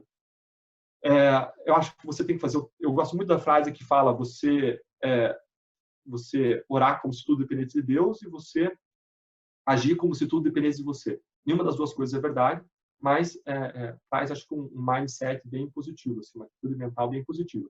O reconhecimento de que eu não tenho controle de todas as coisas na minha vida, em razão da minha cosmovisão cristã, me faz orar e buscar em Deus o melhor. Agora, para outras pessoas, pode ser uma meditação, pode ser uma atitude diante da vida. E todo esse pacote eu coloco também dentro da ideia de que, se você estudar movido para o propósito, você tende a ter mais sentido no teu estudo, mais direção e mais resiliência no teu estudo. Eu estudava sempre pensando em ganhar o máximo de instrumentos possíveis para servir melhor à sociedade. E passar na prova acabou sendo uma consequência. Eu usei essa estratégia, acabei passando nos concursos que eu prestei, acabei passando para o MP estadual, MP federal e para o judiciário estadual, foram os concursos que eu prestei na época, passei nas primeiras posições dos concursos. É uma estratégia que funcionou para mim. Talvez possa ser útil para você também. Espero que funcione, Pedro. Espero que, se for o que você quer, você alcance. Vamos para a próxima. Modelo do óculos. Ah, rapaz, olha só. Olha só, esse óculos você vai adorar. Quem escreveu está anônimo aqui, não precisa ficar anônimo não, viu? Mas esse óculos você vai adorar, porque você vai comprar na Amazon, baratinho, é melhor do que muito óculos de marca, super caro, você vai gastar super barato. É o óculos Bertha, B-E-R-T-H-A. Você compra lá baratinho, viu? Você vai ter talvez o óculos mais barato que você já teve. Próxima, do Luiz. Doutor, na sua opinião, o pacote anticrime após a passagem pelo Congresso e as recentes ações e medidas do governo federal prejudica o combate à corrupção? Já respondi na conversa, né? Prejudica sim, com certeza. Escrevi vários artigos e ainda vou escrever mais alguns sobre isso. Próximo, inconsistências jurisprudenciais do Supremo que geram anulações, como o caso Passadilla. Eu já falei disso também na palestra, acho que a pessoa fez a pergunta antes da palestra, antes do final da palestra. Agora, eu teria uma coisa para acrescentar aqui. Um dos artigos que eu escrevi, o último, eu acho que eu já publiquei, tenho 2 sobre o STF, eu já publiquei, dá para publicar, eu acho que foi o último que eu escrevi, fala sobre um rigorismo do STF no recebimento de acusações criminais. O STF vai além do que a lei, em tese, exige para receber acusações criminais em relação a pessoas poderosas. Lá eu coloco alguns pontos que me parecem inconsistentes e faço uma crítica, sempre, é claro, buscando construir e não atacar as instituições. As instituições são essenciais à nossa democracia. Luísa, o senhor assistiu a série O Mecanismo? Acha que as grandes produções televisivas e a mídia poderiam auxiliar no combate à corrupção, visto a influência ideológica? Luísa, você tem o nome da minha filha. Meu segundo filho, a menina, a Luísa, a terceira é a Sofia. Assisti um pedaço da série Mecanismo, os primeiros episódios da primeira temporada, e eu acho que pode sim, a mídia é essencial, a imprensa é essencial, a liberdade de imprensa, a liberdade crítica é essencial. A gente tem que respeitar a imprensa, ainda que a gente possa discordar da opinião de determinados jornalistas, ainda que a gente possa criticar opiniões, e o ambiente da liberdade de imprensa deve ser para isso, para o conflito de ideias, para as diferenças de visões, mas a imprensa é absolutamente fundamental, levando informações, investigando casos de corrupção, que é mais raro no Brasil, a gente tem instituições que funcionam bem para isso, e com recurso a técnicas especiais de investigação, dentre as quais a colaboração premiada, mas a imprensa divulga e pode cobrar posições e mudanças do poder público. Agora, nada vai tirar o papel da sociedade. Para fazer o encerramento, porque eu já estendi a mais de 5 minutos, os 5 minutos que eu tinha proposto, para fazer o encerramento, a gente tem sim chance de mudar a nossa sociedade, tem toda a chance para fazer isso, mas isso depende da nossa atitude e depende da gente parar de ser vítima. Sabe, as pessoas, nós todos, a gente coloca como vítima toda hora. O brasileiro vota mal. Tá bom, e o que você fez para que o brasileiro vote bem? Essa é a questão.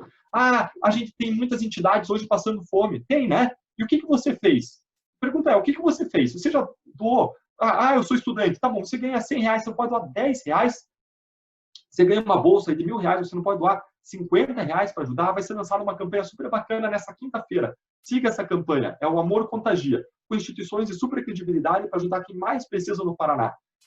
A gente vive como vítima. Nós somos vítimas dos portugueses que nos colonizaram, que trouxeram uma cultura, blá, blá, blá. Gente, os portugueses já saíram daqui há mais de 100 anos. Nós somos vítimas dos representantes que não nos representam. Gente, a gente que escolhe os representantes. Tem eleição a cada 4 anos. Se a gente quer a mudança, a gente tem que deixar de ser vítima e passar a ser protagonistas da nossa história, senhores do nosso destino. A gente tem que assumir nas nossas mãos as rédeas da nossa vida. Assim como você assume em relação à tua vida estudantil, em relação à tua vida profissional, você se acha senhor da tua vida, a gente tem que fazer a mesma coisa na vida pública nossa, na vida cidadã nossa, na nossa participação política, a partidária, a título de cidadania. Mais uma vez, Fernandes, adoro todos vocês, muito obrigado por esse tempo com vocês, uma delícia estar aqui com vocês, adoro a PUC, adoro os estudantes de Direito, fica aqui meu super estímulo para que vocês, mesmo como estudantes, possam mudar a realidade ao redor de vocês, por meio da participação cidadã e por meio dos estudos, daquilo que vocês escolhem estudar, das atitudes que vocês têm, e que a gente possa juntos construir um Brasil, uma sociedade melhor, mais ativa, mais dona da sua história e que mude a realidade ao nosso redor. Que não fique esperando e reclamando dos absurdos que a gente vê toda hora em Brasília, toda hora, e que a gente não tenha uma atitude cínica, pessimista, de que não vai dar certo, como aquela senhorinha do avião que me abordou, mas que a gente possa ser resiliente e perseverante, como foram os movimentos contra a escravidão, como foram vários outros movimentos que no começo foram vistos como impossíveis, como a Lava Jato era visto como algo impossível, mas que conseguiram alcançar resultados inéditos pelo esforço, pela resiliência, pela participação, por a gente acreditar, por caminhar na vida com fé. Esse é o estímulo que eu quero deixar para vocês. Obrigado mais uma vez. Obrigada, professor. Foi uma honra ter você aqui com a gente. A palestra foi muito boa. A gente tá vendo os comentários nossos, todo mundo gostou muito da palestra. E quando a gente sair dessa quarentena, vamos marcar uma palestra presencial lá na PUC daí. Bacana, vamos lá, isso é uma alegria. Muito obrigada, doutor. Agradeço por ter ficado 2 horas com a gente até tarde. Muito obrigada mesmo. Deixa eu contar uma coisa. Palestra. Oi? Deixa eu contar uma coisa. Eu estudei na Federal, mas a minha esposa fez Direito na PUC. Eu conheci ela logo que ela entrou. Ela cursou a PUC inteira. Tem, então, muitas razões, além da afinidade com o direito, né, o momento, tem muitas razões a mais para gostar também da PUC, do ambiente que vocês estão vivendo e vocês estão. Ai, que legal. Muito bom saber. Beleza. Só queria agradecer também o pessoal que ficou com a gente aqui até agora. Tinha em torno de 600 pessoas, público bem bom. E agradecer o pessoal que está acompanhando a gente, agradecer o professor por estar aqui até essa hora, também respondendo várias e várias perguntas, né? E acho que é isso aí, gente. Valeu, obrigado. Obrigado também ao pessoal Obrigada, que está doutor. apoiando, Matheus, outros colegas, Henrique. Obrigado, pessoal. Grande abraço a todos vocês. Obrigado. Tchau. Tchau. Tchau, professor. Até lá.